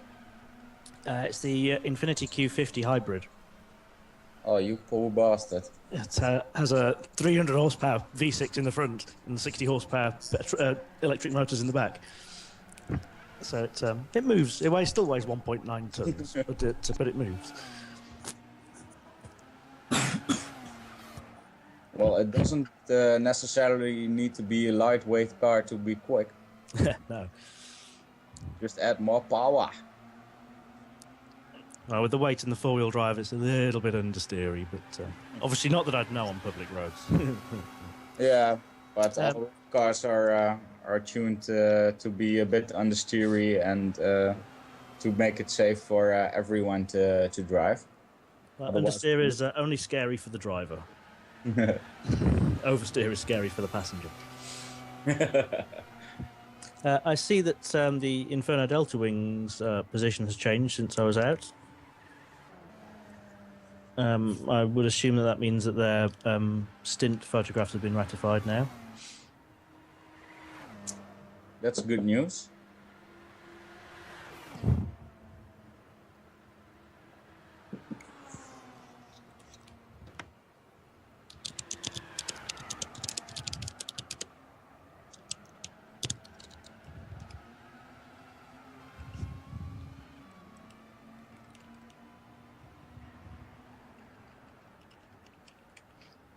I also noticed the Avalarion GT3 has dropped from the head of the GT3 class to the bottom of it. Yeah, it's probably due to their driver change. And previously we got GTP Ghost driver in the Avalarion. Now it's Pasm at the wheel. I don't think they got the stint pictures in time, but Okay. if I've understood correctly, Ghost did upload the driver pictures a while ago. So next time there should be a more representative placing for the audio of Avalarion Racing, the number 33 car in the GT3 class, which we saw a great battle with the TNR Nismo at the beginning of the race. Yes, that went on for about 3.5, 4 hours. Yeah, really great to watch that unfold. Team Nismo Racing Nissan, which we discussed, is currently second in class based on the 17-hour marks. In front of them, it's the black Mercedes of Reaper Online Racing.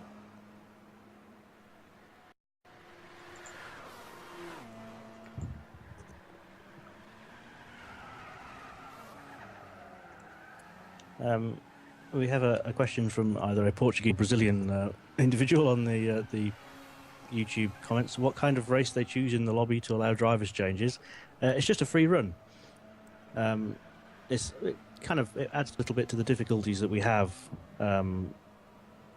because in free run mode, obviously, it doesn't log your laps. It just logs the best lap times. That's why you see our own graphics overlaid on the right there. It means that we have to rely on the drivers when they're in the pits of their screens, so we know how many laps they've done in their stints. Yes. And that allows us to work out positions overall. But the free run allows people to leave and replacements to enter quite freely. Also, we've got a catchy name for the whole system. It's called the Nerds. Yes.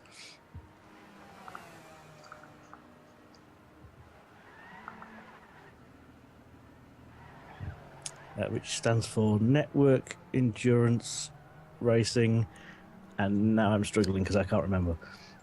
I'm gonna gamble on systems. Yeah, I think you're probably right on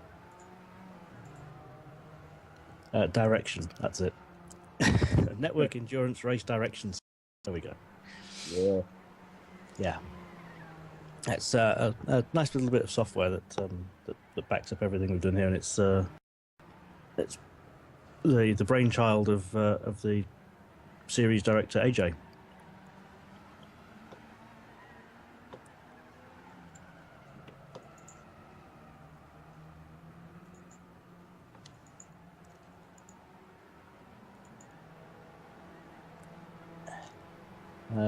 Can anyone race in this championship?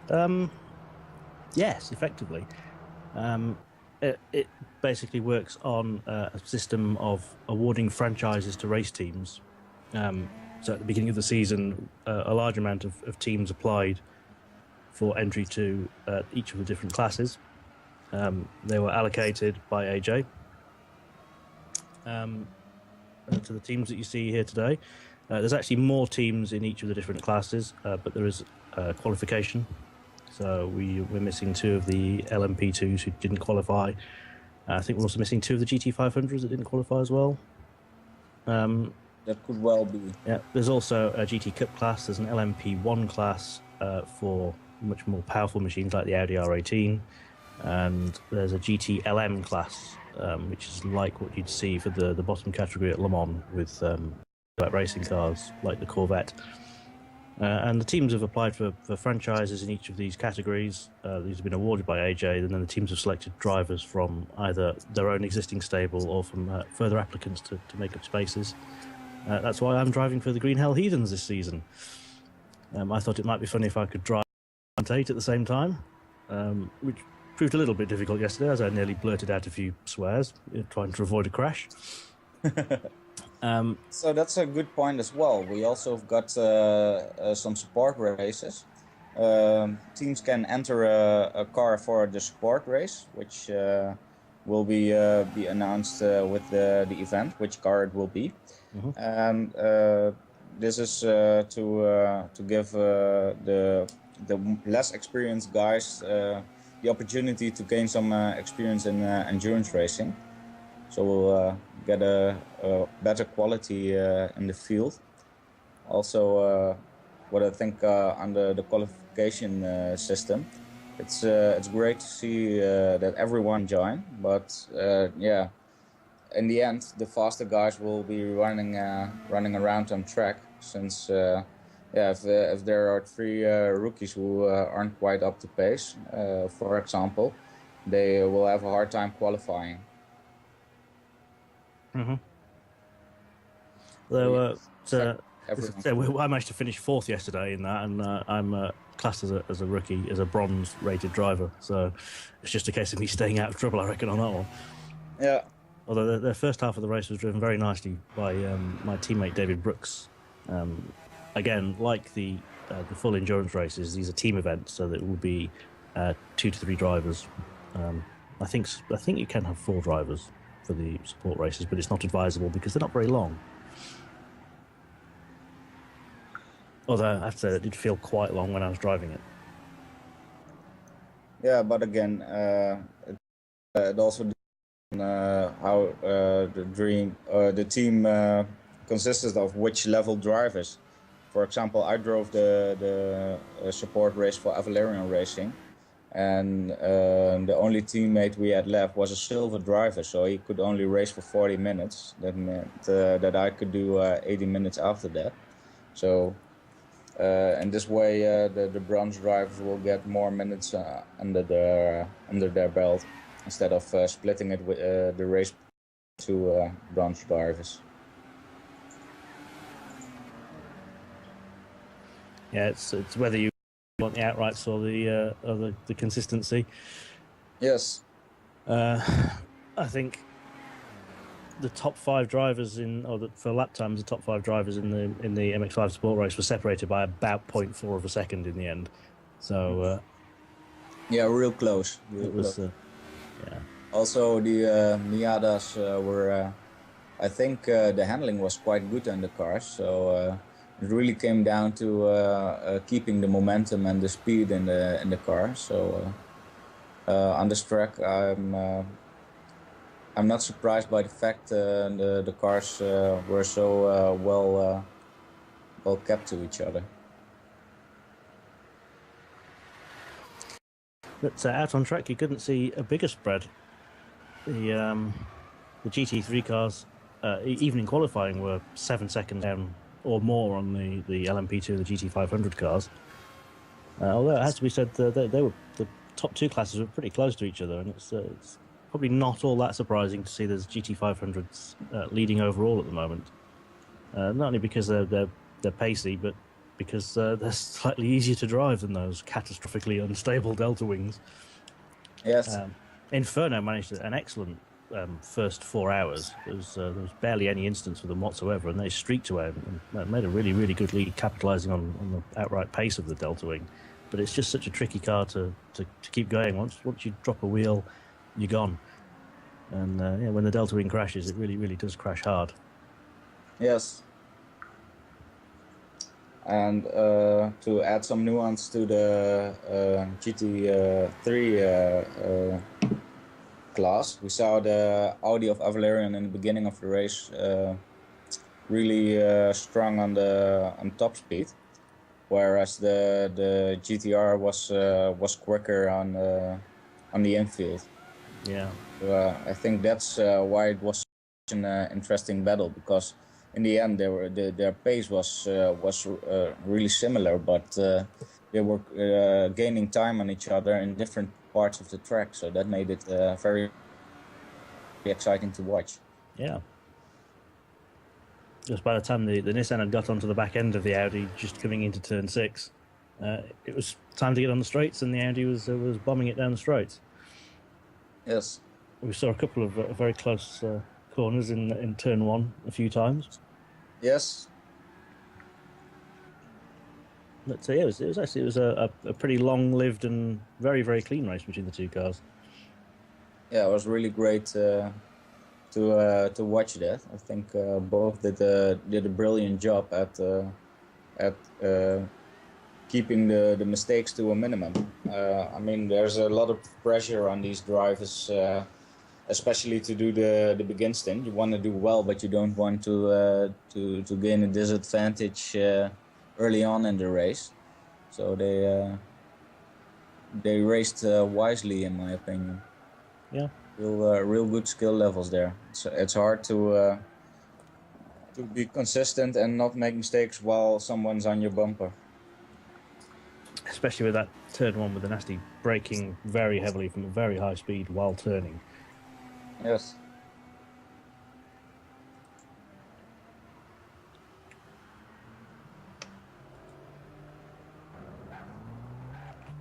Jay asks how he would go about becoming an officially recognised driver for future events. It's simply a case of heading on to GTPlanet. In the GT6 forum, there is an Endurance Series sub-forum.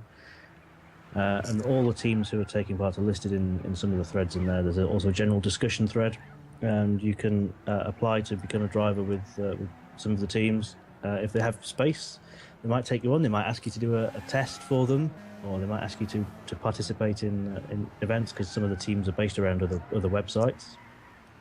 And if they like how you drive, you might well be invited to drive for them at a future event. Of course, if you don't have any history in this series, you'll be ranked as a bronze driver straight off. But the more races you do, the more time you get in the car, and the more podiums and the more wins you get, the higher up you'll be ranked. Yes. Eventually. Yeah. Also, I think maybe some teams are having seats for dedicated support race drivers. So. Yeah. There's also, every now and then, you will find, like happened with Green Hell Heathens this weekend, 2 of the team who were supposed to be driving the GTR had PlayStation failures yesterday. So they might suddenly have needed a stand-in driver. So if you're on their list, you might get a race suddenly. Yeah. So I reckon we've got 40 teams involved, with a total of about 200 or so drivers. Mm-hmm. Makes it a really large field.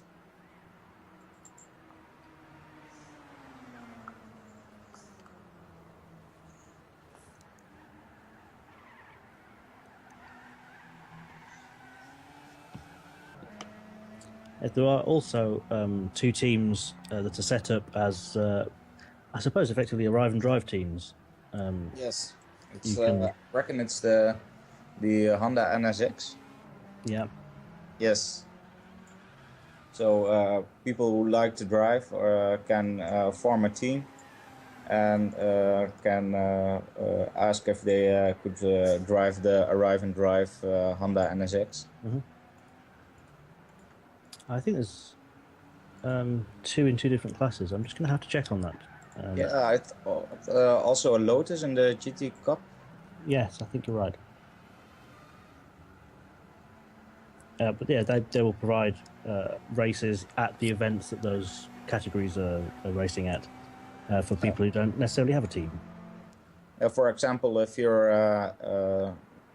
you have two or three local racing or GT6 enthusiasts, you can start a local team and drive from the same location.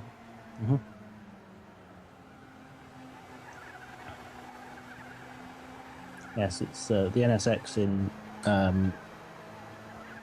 the GT Cup class and also the Elise in the GT Cup class. Okay. Yeah. So if you turn up and do a kind of an Arrive and Drive experience, you'll probably end up racing ahead of me because I'm driving in the GT Cup class this year in the Renault Sport Megane. But if people would like to apply for that, where can they go to? Is it the general discussion thread and the GTP Endurance Series subforum? Yes. You'll have to join GTPlanet and contact AJ directly through a private message or conversation, as it's now, system. Okay. And yes, you might be allocated a spot on the what's called the Endurance Experience teams.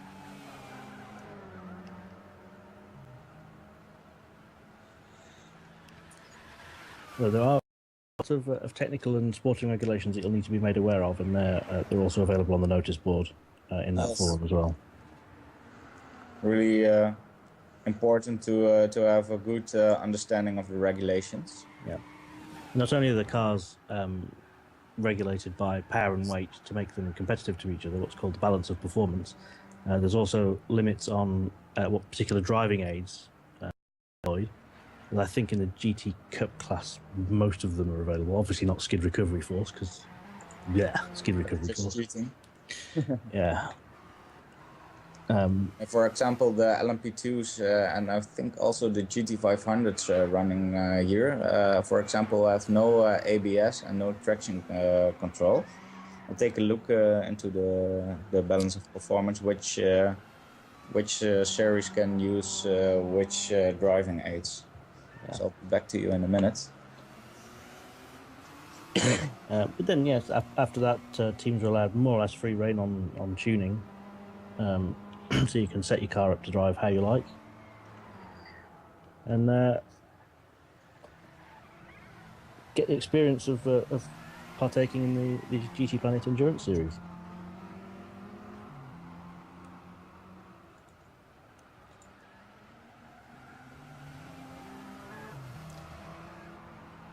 So the LMP1 cars aren't allowed to use STM. They are allowed to use traction control, but no ABS. Mm-hmm. The LMP2 cars are allowed to use STM and traction control as well. STM is also known as ASM in other regions of the game. It's stability control. Yeah, stability management. Yeah. The LMP2 cars can't drive with ABS as well. Now we have the GT500s who must have turned off all their driving aids, so the stability management, the traction control, and the ABS as well. The GT3 cars we see on track here, they are allowed to use all aids, so they can use stability management, traction control, and ABS. If we move on further, we've got the LMGTE class. They're only allowed to use traction control. In the GT300 class, no driving aids are permitted. And in the GT Cup class and the sport race cars, in this particular case, all driving aids are allowed. Yeah, but not mandatory. So you can turn them off if you're used to driving with them off. Yeah, I would. I wouldn't recommend turning on the traction control in the MX-5. No, definitely not. This doesn't have enough power to break traction at the best of times.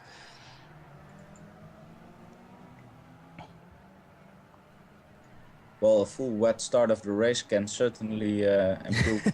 Yes, there is that. For those of you who missed the support race yesterday, all the lobbies are created so that there's no rain at the race start, but the lobby creation, but it can appear and disappear throughout the course of the race.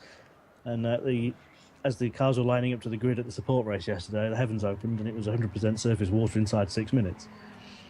So we had to delay the start of the race while people popped in to get wet tyres. Yeah, it would have been a disaster in the first turn otherwise. Yeah. And one of the guys managed to crash heavily twice on his outlap to the grid. So that was kind of proof that it was necessary. Yes. I didn't do well myself because of some technical issues in the support race. Yes. I had a render issue which caused the whole infield, including turn 1 and going onto the banking, to be pitch black. I couldn't tell the difference between track or grass or wall. So I pretty much drove the car to where I thought the track was going to be. Obviously, the game thinks you're so good that you have to drive using the force.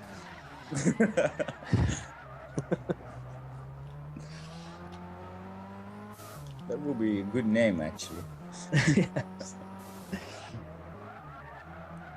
Also got a coming on Reaper Online, probably running on ABS 1 only. I think Avalerion does the same. So no traction control or stability management, but just ABS set at 1. Well, on the stream here, it looks like the leading Lexus and the black Nissan Delta Wing are in each other. They seem to be very, very close. It looks like the Delta Wing has had an off at turn 5 as a result. Okay. See now that the GT Max is doing a driver change. The leading Lexus number 24 after 17 hours. So let's have a look who will be in the seat with us for the next couple of hours.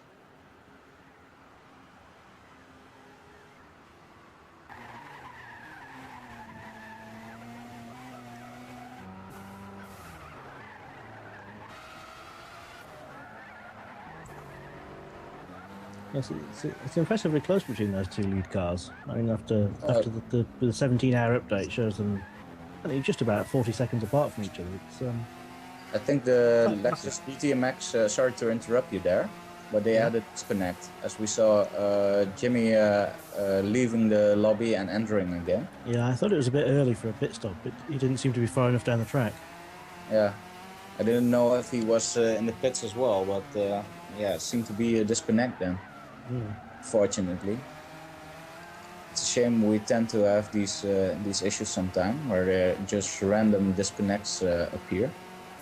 Very frustrating for drivers, and occasionally very unlucky if the room host gets a disconnect. Oh, don't say that. Good luck. Not after 18 hours of driving. Don't say that. Okay, I'll shut up then.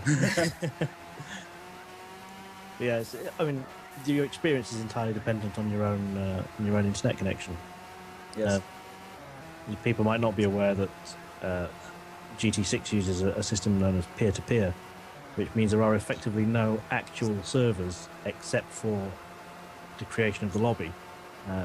All of the racing is done by direct communication between each of the PlayStation 3s themselves. Yeah, and the poorest connection in between is the bottleneck. Yep. And it's actually usually the guy with the poorest connection has the best experience because everybody seems to be fine to him, but he'll lag to everybody else. Yes. So if you see a car suddenly going in the wall and within a second he's back on track according to the race line, then it's just a twitch of lag we've experienced. Mm-hmm. So don't be scared if you see your favorite driver ending up in the wall. Unless he's driving a Delta Wing, in which case he probably has. Yeah. Yeah, as we said earlier, when the Delta Wing goes off, it goes off properly hard. Yeah, tricky cars to drive for a long stint, especially since the endurance races and the long stints. It's hard to keep your concentration, and mistake is behind every corner. So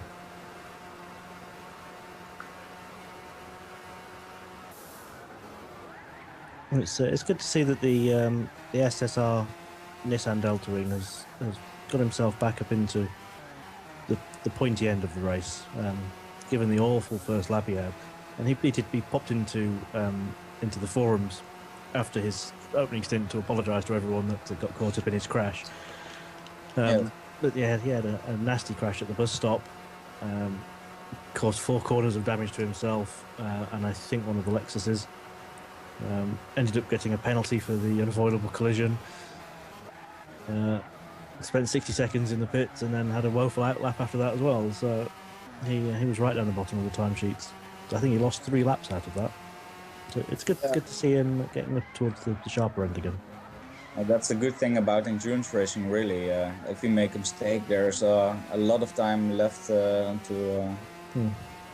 get back at the board, so to say. Also interesting to see in the LMP2 class, only one of the Courage chassis qualified, but it is running currently in first. So you should be able to say that the Delta Wings are good for 1 lap pace, but difficult to drive. Yes. In the long run, the Peugeot can beat them on consistency. Yeah, we did see that during the qualifying sessions as well. The Delta Wings were extraordinarily fast, but it took them quite a few number of laps to get that pace. Yes.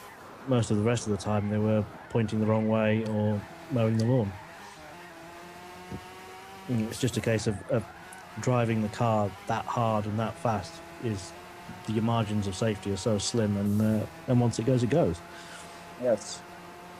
It's interesting to see how the LMP2 class will form during the season. As you said, the Delta Wings are good at their pace for a hot lap. So I hope to see that also the other Courage-based chassis get a go in the LMP2 class. Yeah, We only of course. have 1 race, so we really can't say anything about it. Well, some of them were trying to set their ultimate lap times during qualifying 4, and that was affected quite badly by disconnects. Yes. So they missed out, unfortunately. But it's the risk you take when you go to set a late time. Yeah, but it could also happen in other qualifying stints. It's just a case of bad luck. Yeah. As well as a disconnect is a real bummer because you lose the time of the disconnect, but it also forces you to start with a new full tank of gas, so you never be able to reach the times you have the potential to. So if you guys still have any comments and questions, then there's still the live stream on YouTube, which you can comment on. We're also available on Twitter. Jordan isn't with us at the moment, so the official GTPlanet Twitter of @GTPlanet News. You can tweet there. I'll be able to pick that up because I have access to that account. Mine is GTP_famine, which is available for all sorts of different exciting things. What's yours? I've forgotten. My Twitter account is GTP_Dutchie. Yes, you set that up last night, didn't you? Just for this. Yeah. Yes. That's dedication for you. I have the magnificent number of 4 people following me, so I feel important now. And I'm one of them. Also good to see on Twitter that people like our commentary. at the late in the evening yesterday. Oh, we got a retweet from Radio Le Mans yesterday.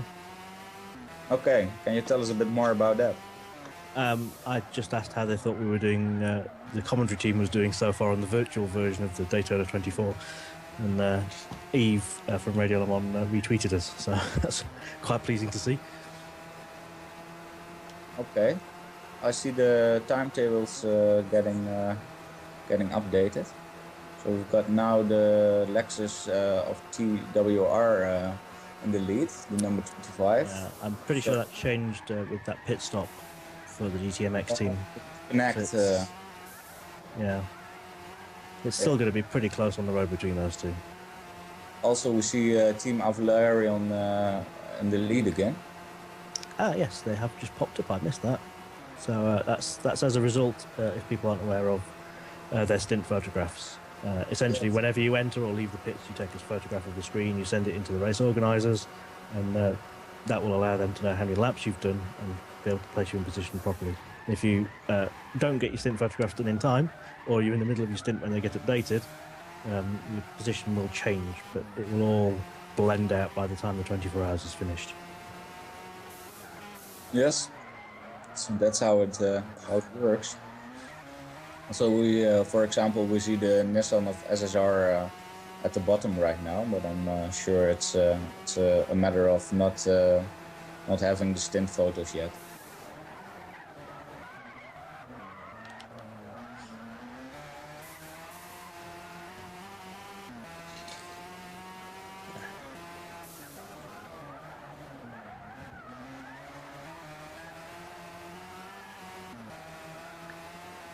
We have a question there about. Sorry, okay. go ahead. Go ahead. Okay, there's a question about how the teams choose what classes and what cars that they're driving in. How they choose what class is essentially when the franchise process is opened at the start of the season. They apply for the franchises in the classes that they want to compete in. If there are too many applications for one class, they will be allocated by means that the series organizer GTP AJ sees fit, and they can of course move into other categories. As for what car they choose, that's up to them. They're allowed to pick their vehicle from vehicles listed in that category competition. Also, we've got a question about the quality of our stream. Well, we have different broadcasters. For example, the broadcaster who did a stream yesterday is currently driving the Audi R8 of Team Avalarion. So if he would stream, then we couldn't switch views in between the cars. So we only see the Audi R8 Avalarion for a while. So It's nice to watch because he's a very good driver. Yeah, lots to learn from him. But GT Academy finalist, of course.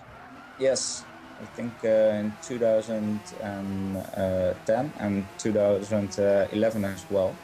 He's not been to race camp yet, has he? No, but I think he's focusing on his study right now, and he'll be looking to have a well-prepared go after he's done with his study. So he's a student in technical engineering. I have to say, if he does win, then his RJN Motorsport pit crew will probably be pleased with that.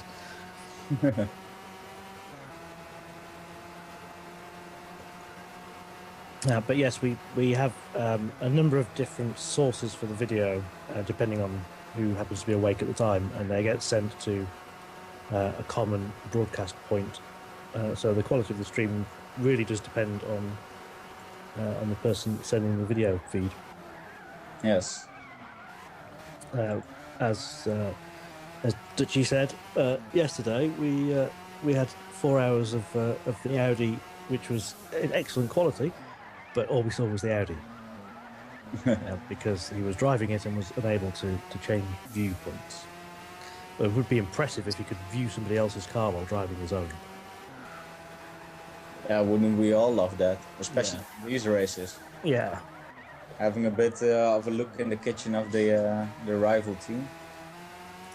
Jacob Mullin asks, after the cars are chosen, do they have a performance point standard to meet? I suppose technically they do. What they have is what's known as a balance of performance, or BOP for short.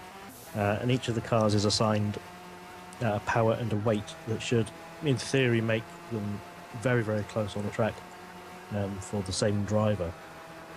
Of course, we have lots of different drivers with lots of different abilities, so it does mix things up a bit. There isn't an effective performance point standard.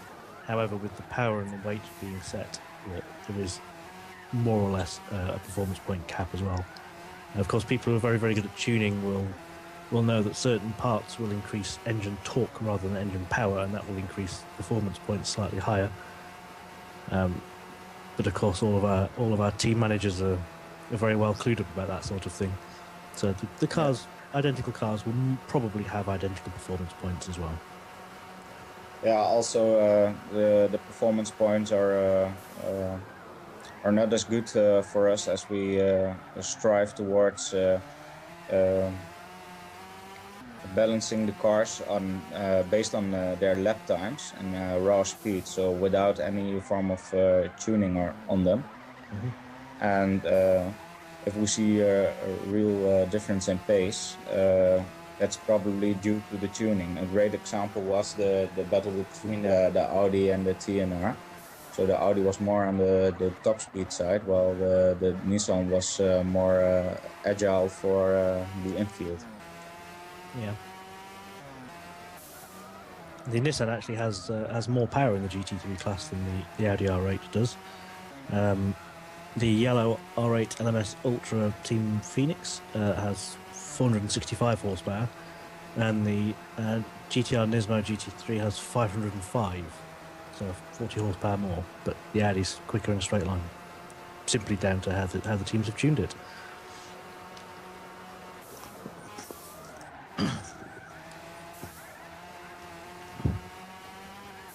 Yeah, good tune really does make a lot of difference.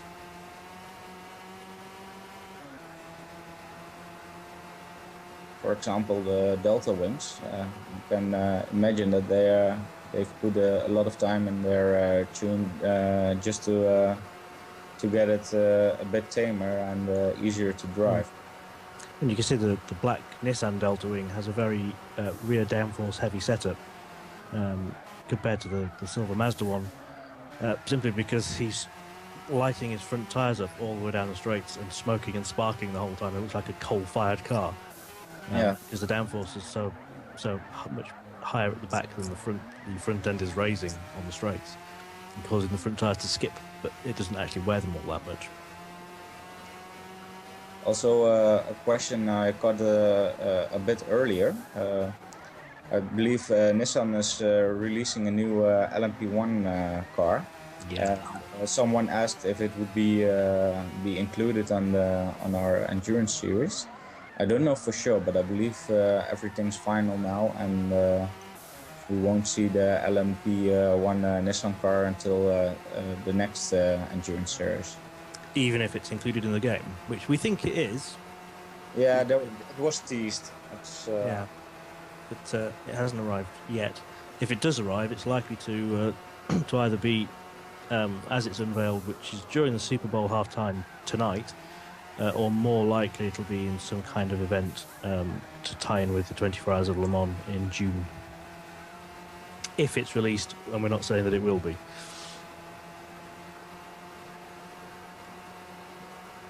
It's a very strange looking and very weirdly engineered car, but as my engineer friends would point out, if it sounds stupid but it works, it isn't stupid.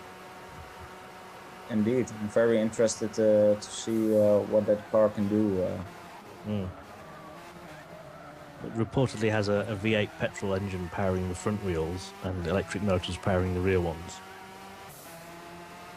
I'm sorry, can you come again? Yeah, exactly. It supposedly it has its front engine with a V8 at the front that powers the front wheels, and at the back it has electric motors powering the rear wheels. And the front wheels have they're much taller, they're much wider, and it's actually a much bigger track than the rear as well. Okay. Well, So that's it looks like it's geared around scavenging from the front for the electric motors at the back, but it supposedly has around about 1200 horsepower. But numbers are being thrown around left, right. I mean, some sources have said it's got 2000 horsepower, which doesn't sound particularly likely to me. Yeah, I'm really interested because if I hear these specs, it will be a car which is heavy at the front, with 1200 horsepower on the front. That in in my head, it just looks like torque steel. Yes, but it will be four-wheel drive overall, simply because the electric motors will be driving the back. Okay. But I believe there's something about the four-wheel drive line layout that allows them to use the electric motors differently to an exclusively rear-wheel drive one, like the Toyota uses. I think the Toyota can use its electric motors at any speed, and the four-wheel drive Audi can only use the electric motors above 120 k's. But it might be the other way around. I'm not terribly good with the ACO regulations. But it's certainly a strange prospect, and it's got from the early pictures that we've seen, the spy shots from the Circuit of the Americas. It's got those little lightning strike LED headlights that are a feature of the new GTR Nismo. Okay. But in the plain black livery that all the spy shots showed, it looked a bit ugly. But you can work wonders with a decent livery. You can. So.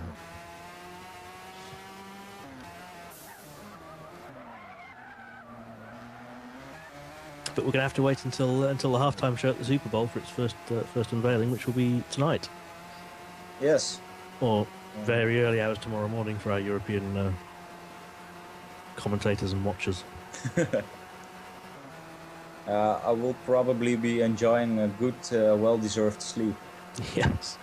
I normally stay up to watch the Super Bowl, but I missed it last year and I'm going to miss it this year. Due to the very, very strange way that UK television is regulated. Okay. Yeah, I prefer sports which involve two balls. So.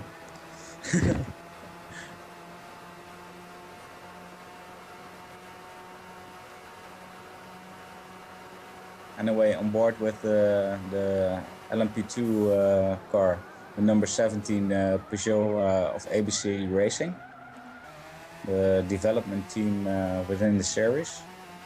It's within the team is David Griffin. He's the team manager, and he will also be teaching his fellow drivers about endurance racing in the series. David is a GT Academy finalist in the USA this year. Also, some great videos about that race camp were made. So if you want to watch them after the race, really good stuff.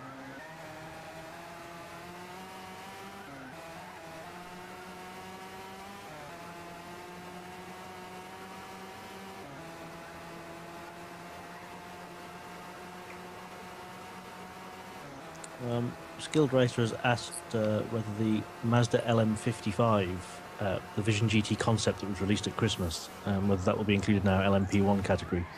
Again, this season, no, I think everything's final. Next season, that's up to the race director and series organizer AJ. Yeah, you could approach it from two sides really. It's on the one hand side, it's a good LMP1 car. On the other side, it's a Vision GT car, and I think the series creator strives towards as much realism as possible. Indeed. So it really could go either way.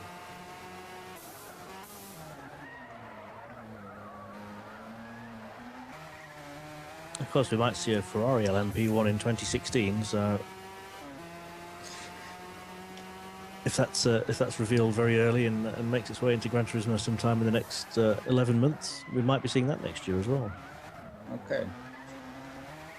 And it's very unlikely that we'll ever see the Porsche. Also, I heard Bart the other day about Ferrari. The question was if he thinks they will get uh,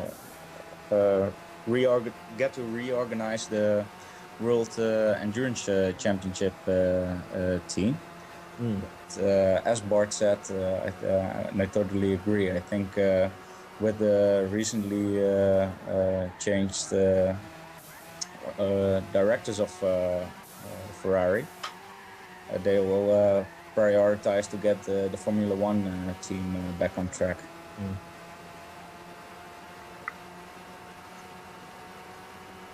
Well, there hasn't been enough rule changes for them in the last few seasons, so. So yes, it's very interesting that Sebastian Vettel has chosen to join Ferrari this season after the weird season they had last year.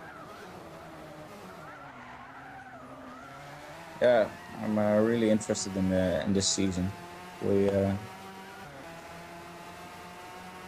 really curious about the Renault engine cars and the Ferraris. Also, I'm looking forward to see how the Honda does.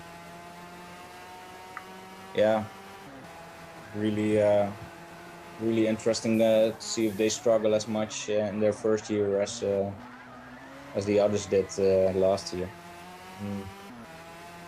Also, yeah, Mercedes furthered their development, so also curious about seeing the gap between them and the others. It's still as big or grown or shrunk. So I've been keeping half an eye on the test at Jerez today, and I know the very first time that was set today was by Daniel Ricciardo, and he put his car 13 seconds faster than they put in the last year's car. wow. Yeah. I think Rosberg's fastest at the moment.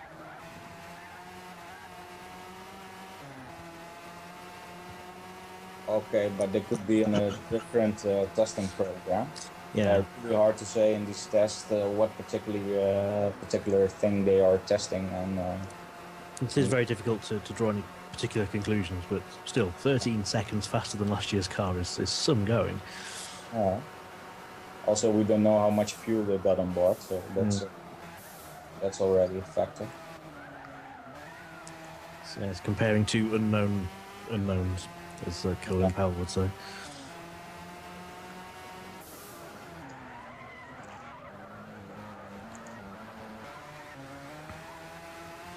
Yes, I'm sorry I brought up the thorny issue of Porsche in Gran Turismo again there.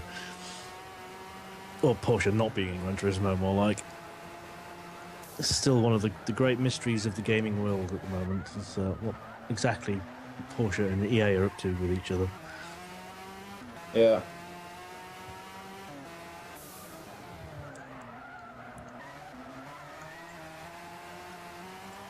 I reckon as far as brand popularity, they've gotten could have gotten a better deal, but Yes.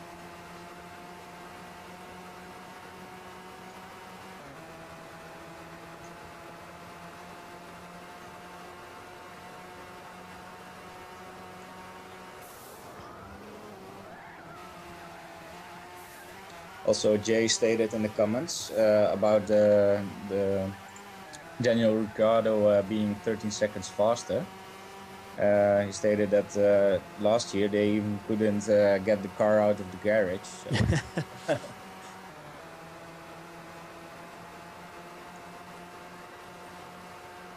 Means they've set a negative lap time. Well, because all the new drivers are now so young that they're having to travel backwards in time. Yeah. They're trying the warp drive. Yeah.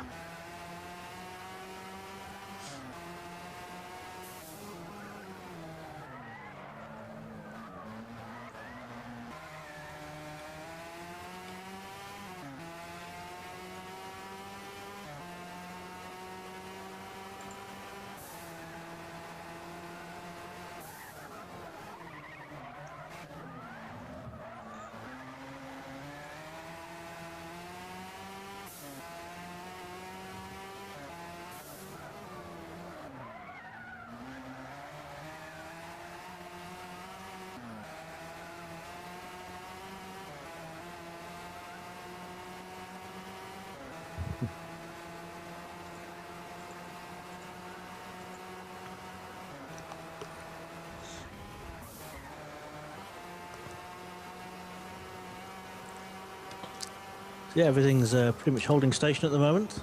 There's not been any more major incidents. Busiest thing for the stewards at the moment is getting some blue flags waving to allow the LMP2 and the GT500 cars through past GT3s.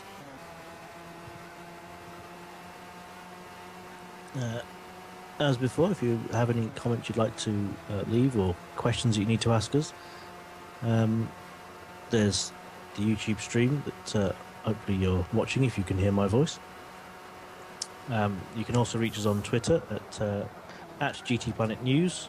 You can reach me on Twitter at GTP_famine. AJ, our race director and series organizer, is available on Twitter also at GTP_AJ. And my co-commentator, although he's currently off mic at the moment, but you can reach him at GTP_Dutchy.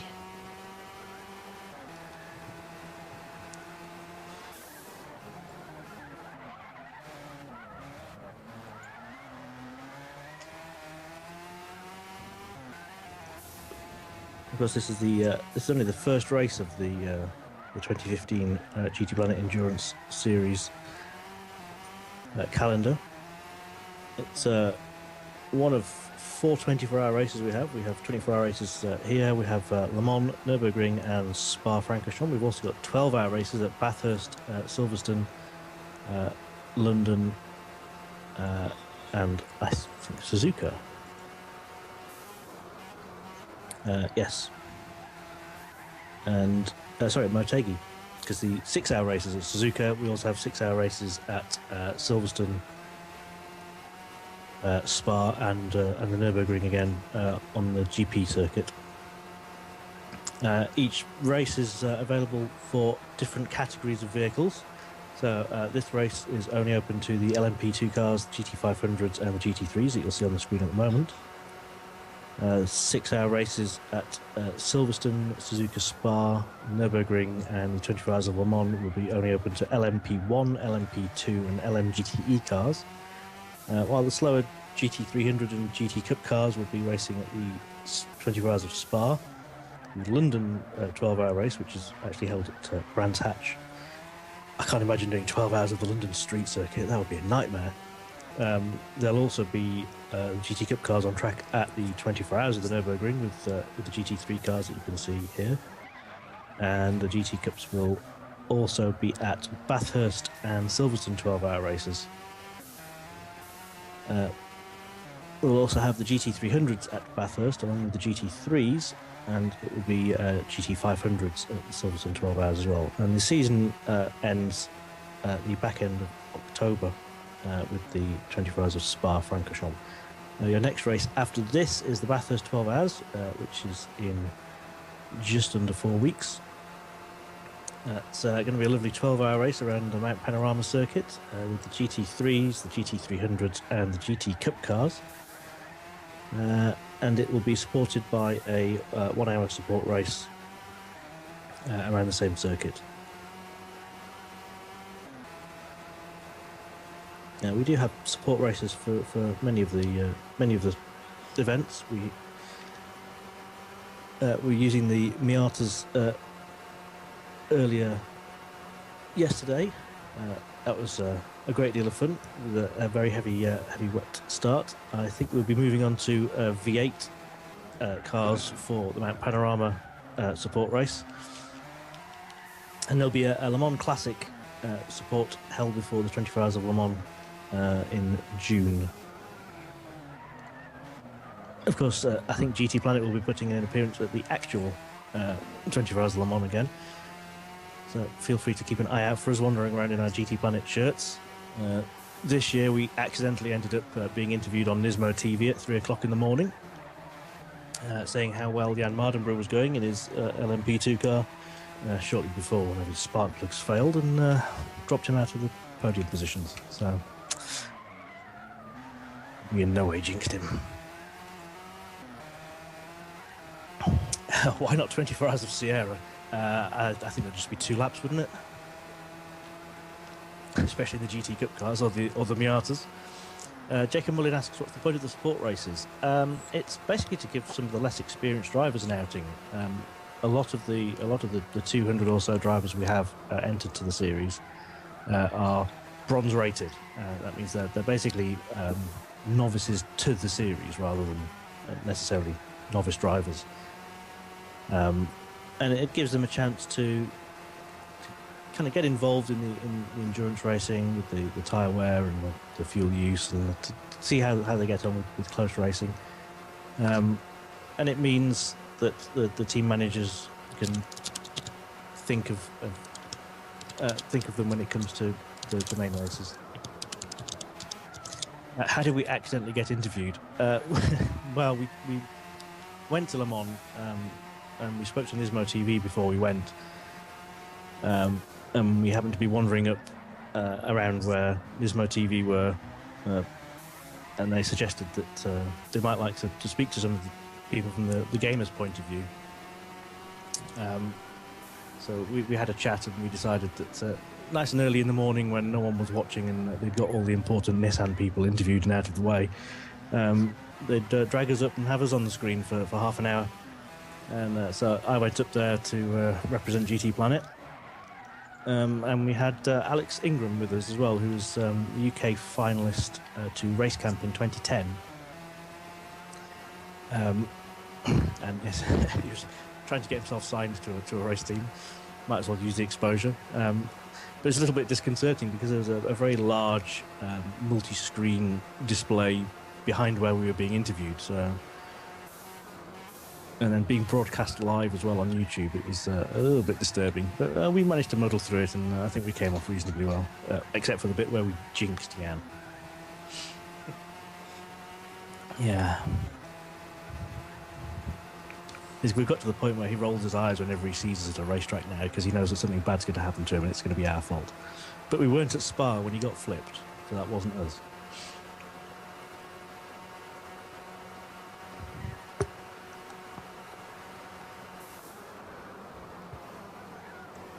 Okay, so I'm back again. If you've got any questions for us, please feel free to ask them in the YouTube comments or on Twitter at GTP_Dutchy or at what was it again, Fan? The GT Planet main one is at GT Planet News. Mine is at GTP_Famine. Well, you can send your questions there, and we'll do our best to answer them.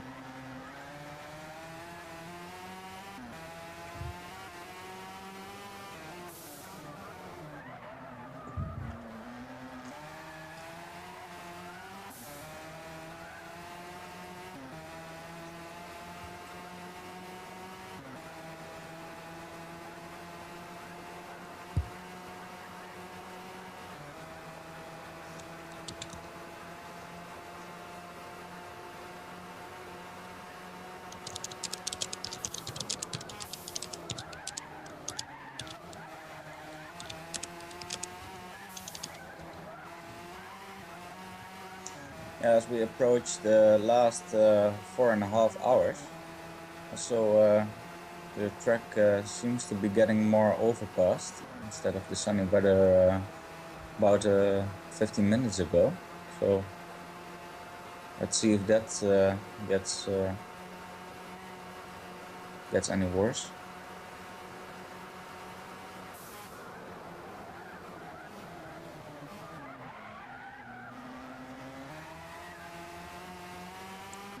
You see a mistake from the Peugeot ABC. Number 17 currently in the lead of the LMP2 class.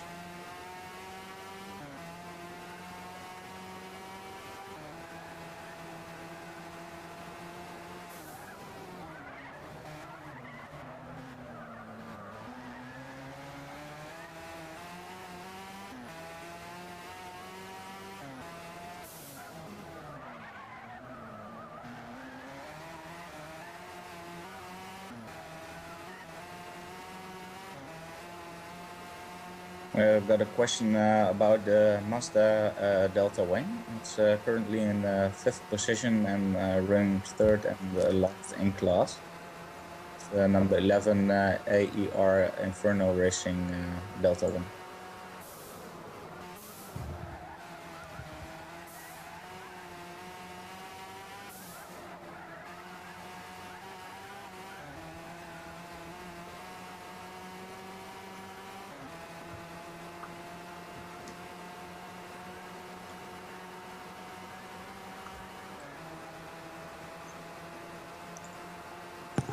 We got a good morning from northern Minnesota. Well, good afternoon out of Holland. And the UK.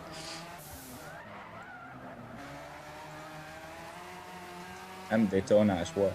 Yes.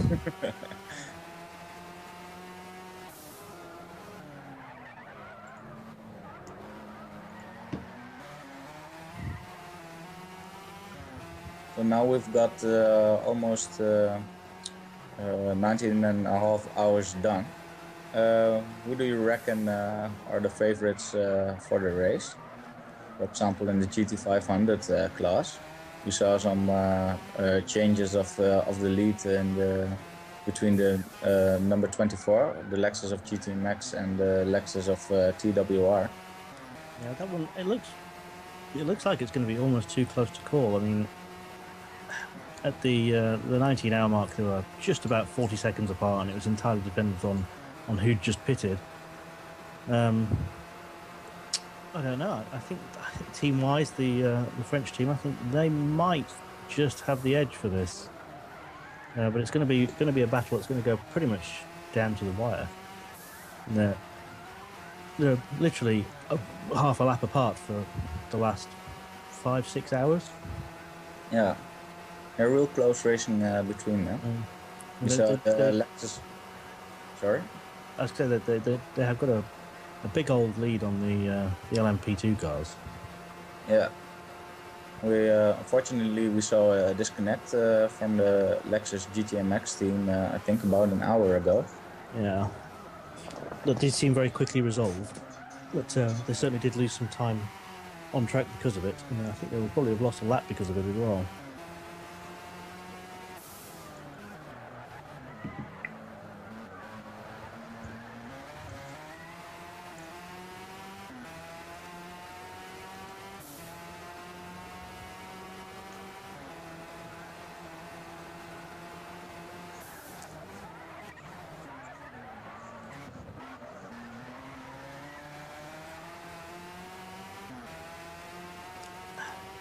As Duck replied, I think he's a driver for the driver development team of ABC Racing. He said, "I'm not as fast as the young guys, but I'm pretty good for a 50-year-old man."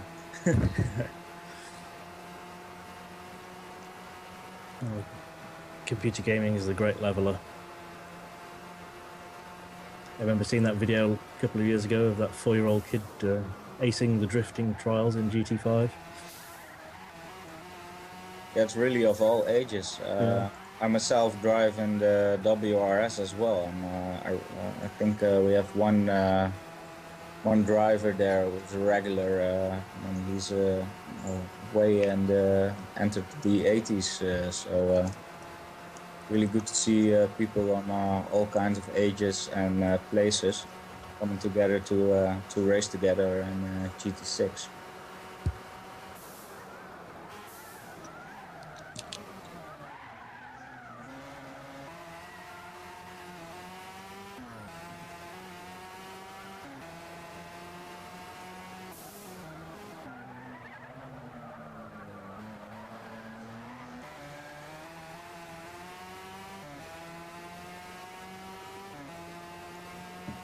So currently we have the GT500 in the lead, the number 25.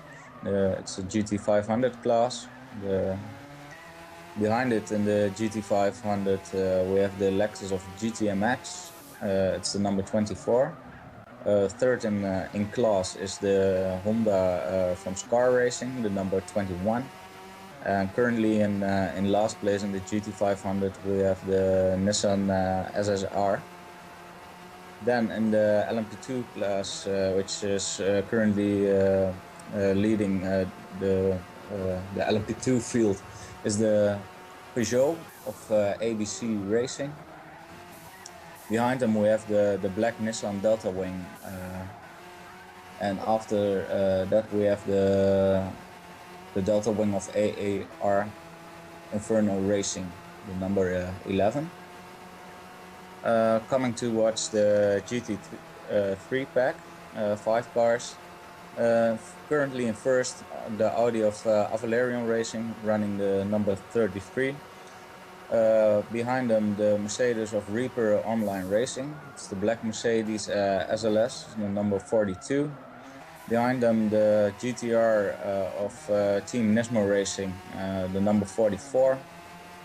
Currently in fourth in class, the Nissan of Green Hell Hedons, running the number 45. And last in class, the yellow Mercedes SLS from Better Rivals Racing, running the number 43.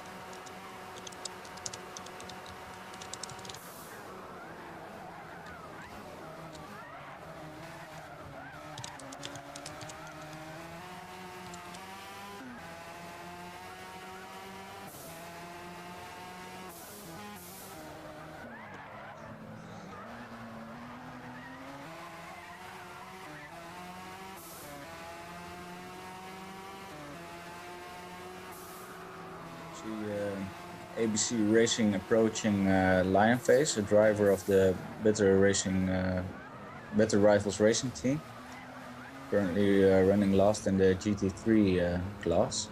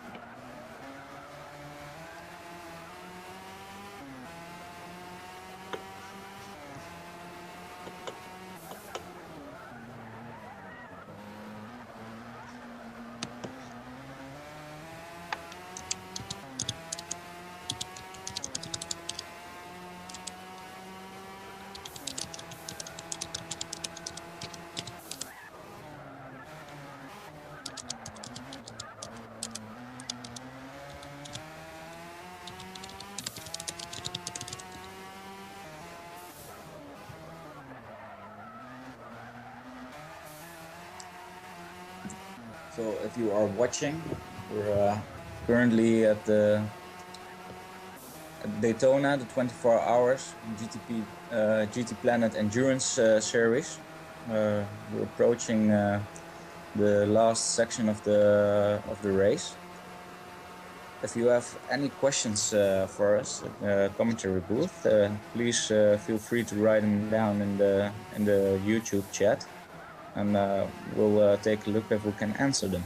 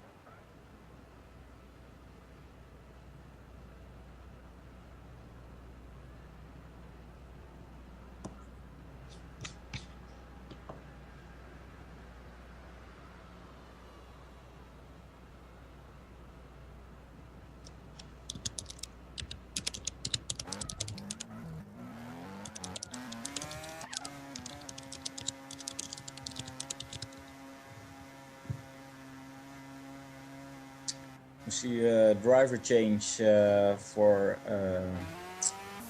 the Reaper Online Racing Mercedes, as Ronald Thomas leaves and R. Clark retakes the seat of the Mercedes.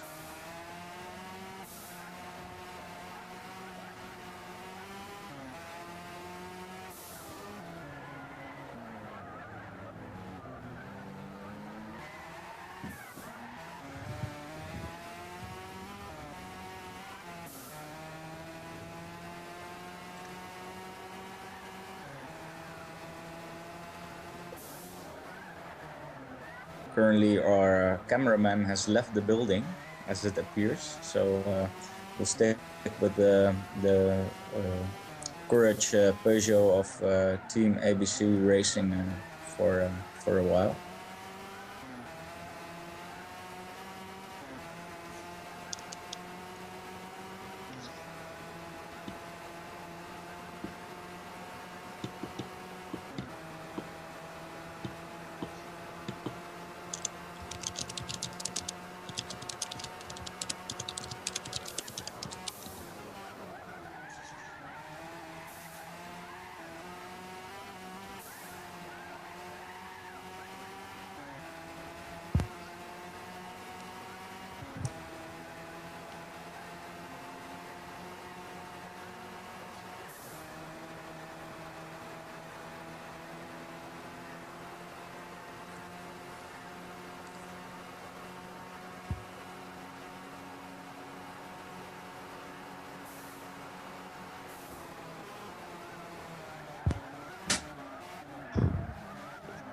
Some people are suggesting in the chat box there a Toscana Rally Endurance.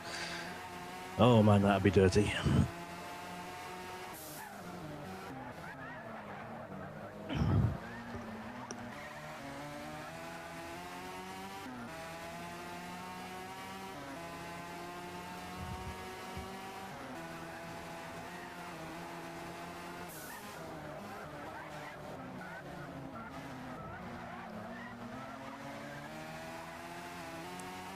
We're coming up on around about 19 and a half hours elapsed now. It looks like the two GT500 Lexus SC430s have got the wind sewn up, but they're so close that we can't really tell which of the two is going to be taking it. They seem to have been separated by a little more than a minute for much of the last quarter of the race. Several laps down, it is the entire LMP2 field, with the Peugeot C60 Courage number 17 8 laps down, and there I think 9 laps ahead of the Nissan Delta Wing, with the Mazda Delta Wing and a further 5 laps behind them, following some shenanigans involving inaccurate driver stint photographs. Unfortunately, they were doing very, very well in the early parts of the race with that tricky to drive Delta Wing. They're running streaks out in front, even to the point of having a couple of minutes stationary in the pit lane and still coming out with a full 5-minute lead. But they've dropped well back to the back of the LMP2 pack now. And the current third place car in the GT500 class is the Scar Racing Honda HSV 010, who are 26 laps down on the leaders as of hour 18. The top three in the GT3 class still Avalerion's Audi R8 at the front. It looks like the Reaper Online Mercedes is 5 laps behind them, with a couple of laps lead over the TNR Nissan GTR Nismo GT3. But all sorts of things could shake the table up. Because of the system we have to use in order to do these endurance races, it's reliant on drivers submitting their stint photographs from as they're leaving the pits and every time they enter the pits as well. And it means there can be a little bit of delay between the hour elapsing and the team's positions being updated, especially if a driver is in the middle of a stint. They can be out by as much as 20 or 30 laps until the next hour elapses.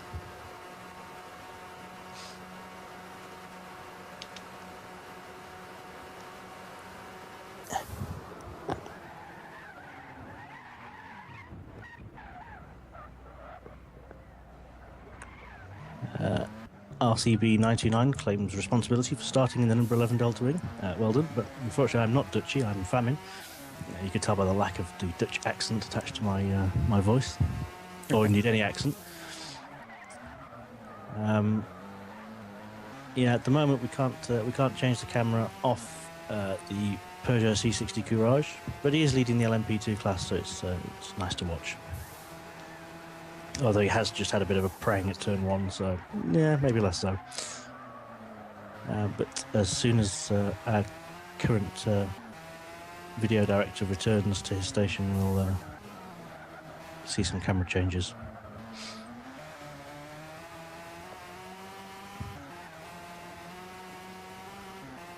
Yeah, but yes, positions are pretty much as they have been for the last hour and a bit. Bit of a to and fro between the two SC430s at the lead of the field. We had a little disconnect for the GTMX team earlier, which lost them. I think it lost them 40 seconds on track, but I think it lost them a lap because they disconnected in the middle of one of their laps.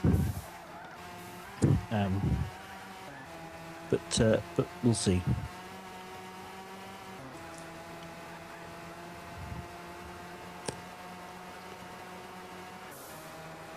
Unfortunately, because we have to run this entirely in practice mode, it makes it very, very difficult to see where people are live.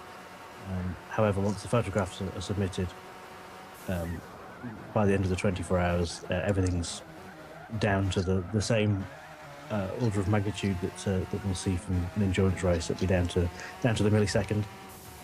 So it'll all come out in the wash in the end. But, at the moment, the field is spread out pretty much as you see it, with the two Lexuses. It's Lexi? I don't know. What's the plural of Lexus? Leading the GT500 class and leading overall with a good 9-lap gap to the Peugeot C60. And they've got a good bit of breathing room over the two Delta Wings who've been involved in their own calamities. The Nissan Delta Wing much earlier in the race with an awful first lap. The driver responsible has been onto the forums and apologised profusely for, and the Inferno having a little bit of issues much more recently than that. It's seen them fallen from locking out the front row in qualifying to 4th and 5th overall, and the 2nd and 3rd in class right now. Also caused a lot of stuff to discuss in the YouTube comments.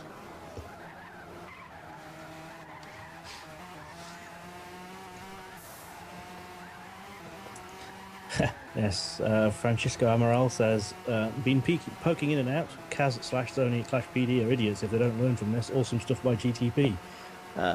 Don't think I'd necessarily go that far, but it is nice to see there is an appetite for endurance racing. I was a big fan of the endurance races in earlier Gran Turismo games, and although it has to be said that doing 24 hours of 3 different circuits in GT4 on my own was a little bit tiring. Having to leave the PlayStation on pause overnight, it was still my favourite bit of the game. Also, I would like to add to that although I think it's really awesome how this series advances, but it's quite a niche market for a studio like Digital to invest in. So, although I would like to see them making some embedded functions of this, I do not think it will be for a great audience. They're also focusing on the daddies at home with 2 children and a wife and having to do the groceries. So they probably won't have the time to do this. I mean, if you look at with GT5, it was the first game that introduced the PlayStation Network trophies. And if you look at some of the trophy stat collection sites, you can see that around about 6% of the people who bought the game actually completed the Endurance Series part of GT5 because there was a bronze trophy for it. So on that basis, there didn't seem to be that much of an enthusiastic audience for it, with only 6% of people doing all of them in GT5, and that was in A-Spec or B-Spec mode. You could sit back and let your B-Spec Bobs drive around it for you, but only 6% of people actually did.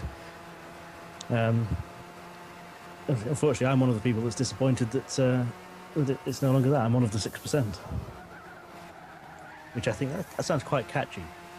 We are the 6%.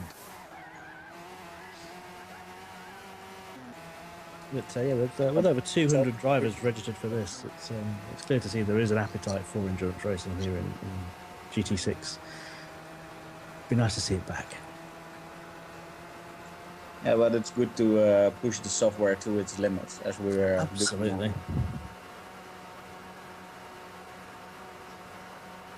Yeah, a bunch of us British guys, we do LANs every. Well, it used to be every 6 months. It's kind of leaned out a little bit, but we did one in January, where because the PlayStations, because all the racing is done between individual PlayStations, it's just simply a case of connecting lots of PlayStations together to a common switch, and then maintaining a line to the outside world to keep the PlayStation Network connection going, and to create the lobby. And then all of the racing is done locally, so it's lag-free. And yes, that functionality was built into GT4 as a proper LAN, but in GT5 and GT6, it's not been available as a full local area mode. You have to have a network connection, but it's nice to kind of push the game to things it's not really supposed to do, like that and like this. Yes, we see that trend in a lot of games these days, that you require internet connection, although yeah, it doesn't really add value to the experience and shouldn't be in there, but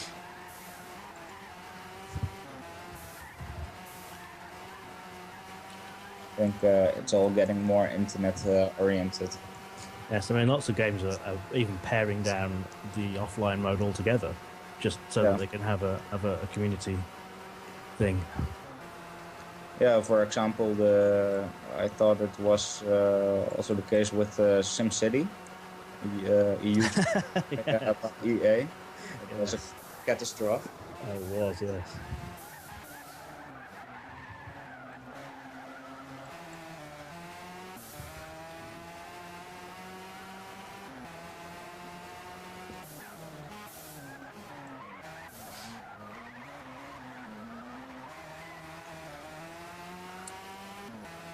Benari's commenting on the YouTube channel. He's one of the guys that we do the LANs with.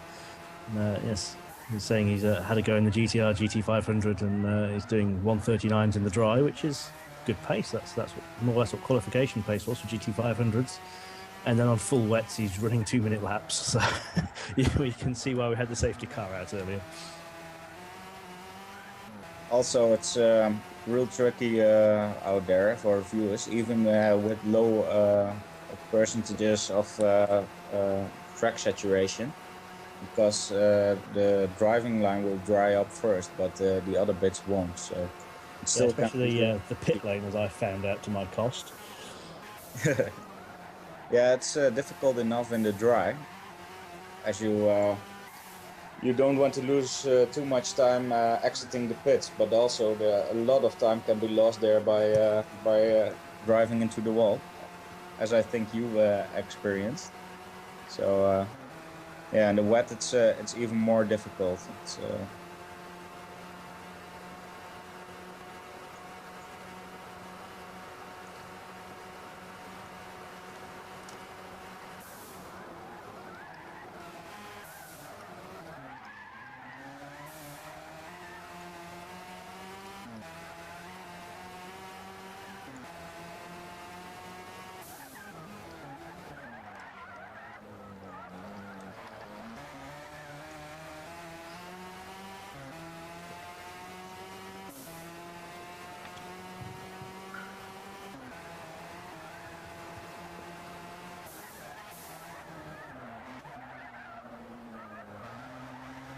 So we're still on board with the class-leading Peugeot Courage C60. With what I was expecting to be race-leading, but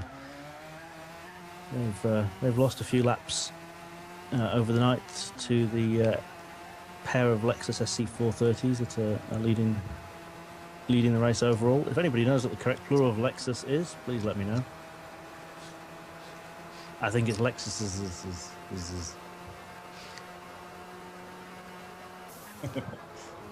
Lexi? I don't know. I prefer Lexi. It makes my head itch less. I can just guarantee someone's going to say Toyotas now. Yeah, I wouldn't risk burning my fingers on that one. Also, Tichny in the comments, he said, I'd like to hope GT7 really brings in endurance racing online and driver switching, as such other sims are going that way.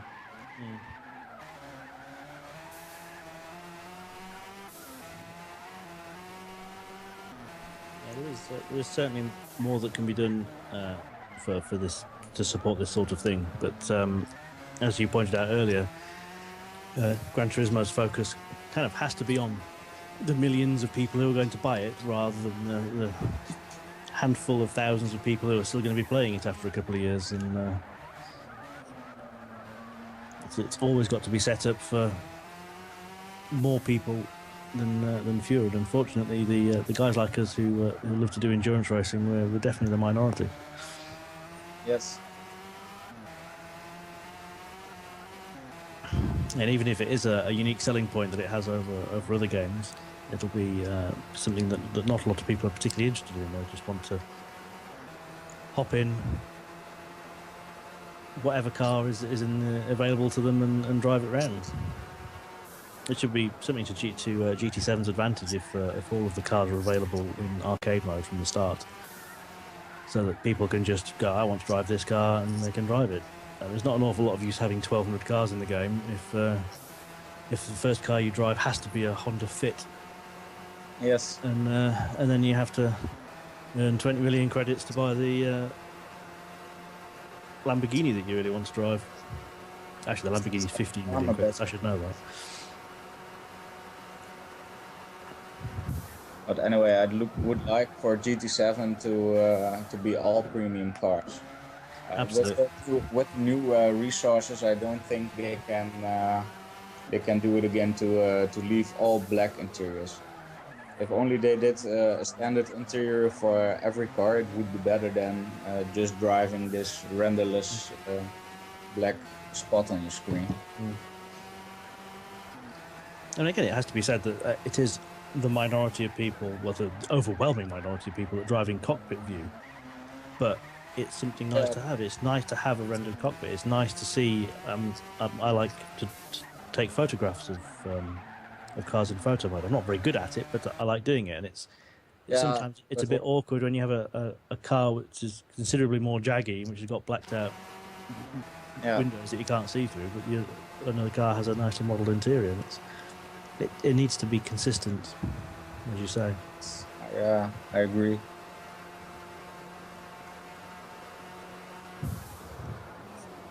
Also, love the detailing on the photo mode.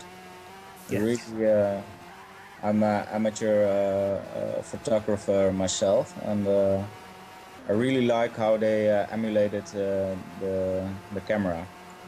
Also, when I was watching Cast, Push the Virtual Divide, I saw he was a photographer himself. Yes. Uh, I've met Kazunori a couple of times, and he has a camera with him all the time. Yeah, because that's when I had my aha moment, so to say. Because previously I was wondering why would you put such an extensive photo mode in this game, but I think it's really awesome. And it really emulates the settings and how a camera reacts in real life. So yeah. No, last time I saw Kazunori was at race camp last year, and I was watching him. He was literally had a camera with him at all times. He was taking photographs of everything. He was even taking photographs of photographs that were in a bar.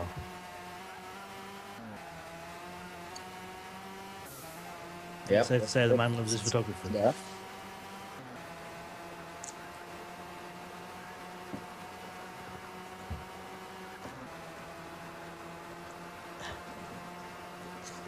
Yeah, he loves his cars as well. Actually, he came over because I was driving a Mark 1 MX-5 to the race camp, and he came over to say how much he likes Mark 1 MX-5s.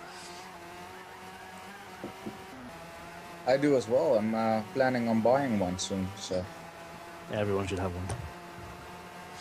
Not that there is enough for that, but everyone should have one. I think we're on our third.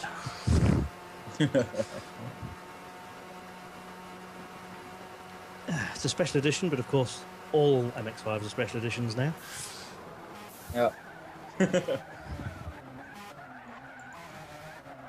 Of course, we know Kazunori loves MX-5 because there's 35 of them in Gran Turismo. Yeah. I think also if you look at the Mazdas, the Toyotas, all the Japanese brands, they seem to feature each and every livery that's put on the market. Yeah. But somehow the E-Type Jag is missing. It'd be nice to be nice if they counted cars as like the Mark 1 MX-5 was a car for their car list, but they still offered you the trim selection beyond that. Yeah. I mean, there aren't really 35 MX-5s in Gran Turismo 6. There's 7. And the rest of them are all made up from all the different engines. So it'd be nice if they just listed the 7 different MX-5s that are in as 7 cars, and then just gave you the option of picking a different trim if that's what you like. Yeah. It could be more categorized. Yeah.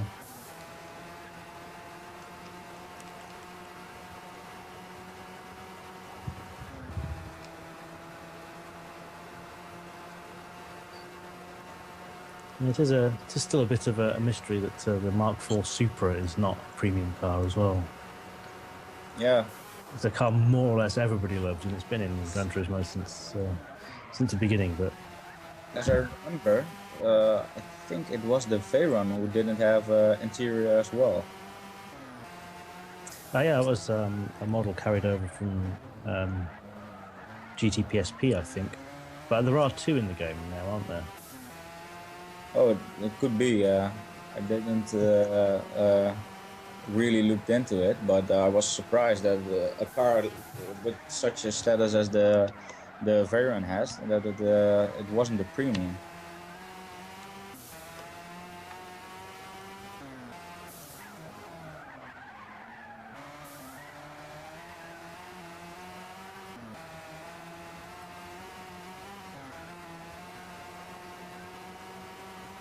Actually, no, there are two, but both have detailed interiors. Okay, Must have been an earlier thing. maybe GT5 then? Isn't it? I don't think they were in GT5. Actually, I don't have to think because I could just pick up my copy of GTpedia and have a look through. If anyone should know it, it's got to be you. So, That's why I wrote GTpedia, so I no longer had to remember. yeah, can you tell us a bit more about the process of writing GTpedia? Kind of interested in hearing that. Yeah, it was a weird thing actually. It was GTPlanet used to have a kind of a wiki section attached to it, kind of a user editable, I suppose, a user editable encyclopedia of the different game titles that were in the Gran Turismo series. And I was kind of working through rewriting them a little bit. I started rewriting the GT1 section. I was changing it so that each of the car pages were referencing the real life cars and then what games they were in and giving the stats, so kind of making it more of a resource than it was. But it's very, very tricky to get it going and to keep it running. And I was talking to Jordan one day and I said, actually this will make for a great book. There'll be something that you could just pick up, have by your toilet or have by your PlayStation. You have a few blank pages in the back of it you can make notes in while you're racing, so that you don't have to be online. You don't have to have another screen with GTPlanet open to look at bits of information like this. And he went, yeah, that's a good idea actually. So I started writing the meat and bones of it, and of course I've got lots of different PlayStations from different regions, so I could play all the different versions of Gran Turismo, because before GT5 they were regionalized, so that the car lists were different for the American version, the European version, the Japanese version. But Okay, I'm learning stuff. I had all the PlayStation. There's actually a Korean version as well. Okay. Of GT4. So they only have Hyundais. It does actually have extra Hyundais. That's pretty much it. So yeah, I kind of started working through that, and then Jordan looked into how we were going to get on with publishing it, and I think he eventually decided that it would be best if we published it ourselves. And I know he's spoken before about it, how much he learned about the publishing industry from doing it. And, yeah. So you definitely have to ask him about the viper's nest that is the book publishing world. And Well, it seems like a good topic for a driver interview coming race series. So yeah. But yeah, it was good fun, and we've been updating it. So all the original, we had physical books which people bought. I've got one of the very first. That's listed up to the end of GT5, and we've kept the PDF updated for GT6. Every time there's a new update, a new car, a new track, we update the PDF version of it. Mhm. And yeah, it's one of the reasons I'm not looking forward to GT7. I have to buy a PlayStation. Probably have to buy a PlayStation 4 for a start, and then I have to work rather than race it. Yep. Okay, great hearing that.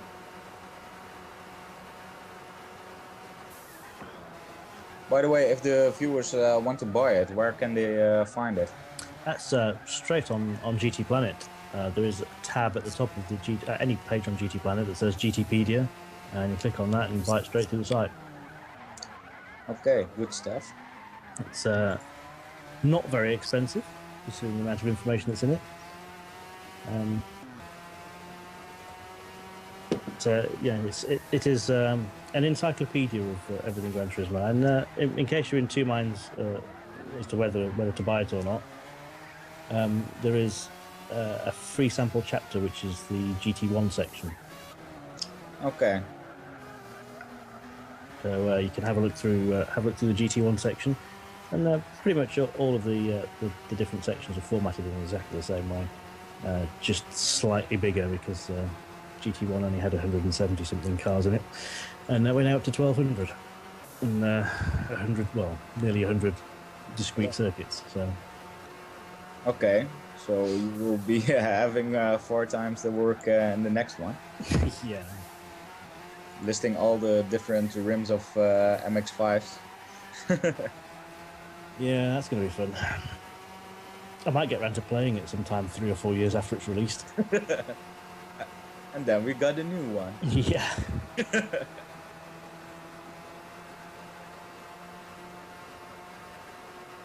Or you should hire someone to do it for you. Well, I'm not sure I can afford that.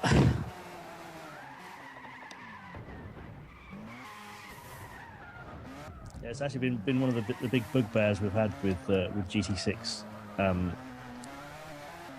increasing its functionality, shall we say, with the promised features being drip fed into the game. It's having to write an entire section for the community club as that came out, and I can tell I'm going to have to write an entire section for B-Spec or Yeah.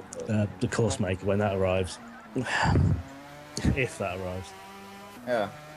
I think it was brilliant to see the community club feature coming towards GT6, but I think it's also kind of an experiment for them for GT7. So they can see what feedback they are getting from it and what the usage will be, and I think they really made it work. At least for GTPlanet, it works great. Yeah. Can I see rain falling on the circuit now? I think you can. I see some drops as well. Ooh. It might be poised for an interesting end then. Yeah, could well be.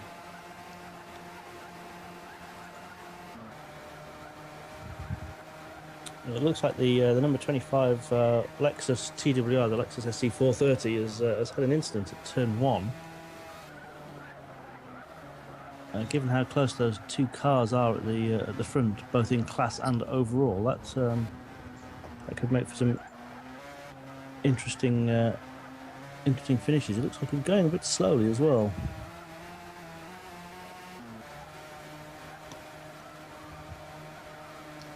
You can see the LMP2 Pescarolo that's leading that class is all over the track at the moment. He's been off at turn 1, turn 3, and he's just fallen off at the bus stop as well. Okay. So it's not entirely going to plan up front. Yeah, if that rain starts to come down a bit more heavily, it's going to change things significantly. There are only 8 laps between the leading cars, so that can easily change with just over 4 hours remaining. So in fact, almost exactly 4 hours remaining. I forgot to take into account the 15 minutes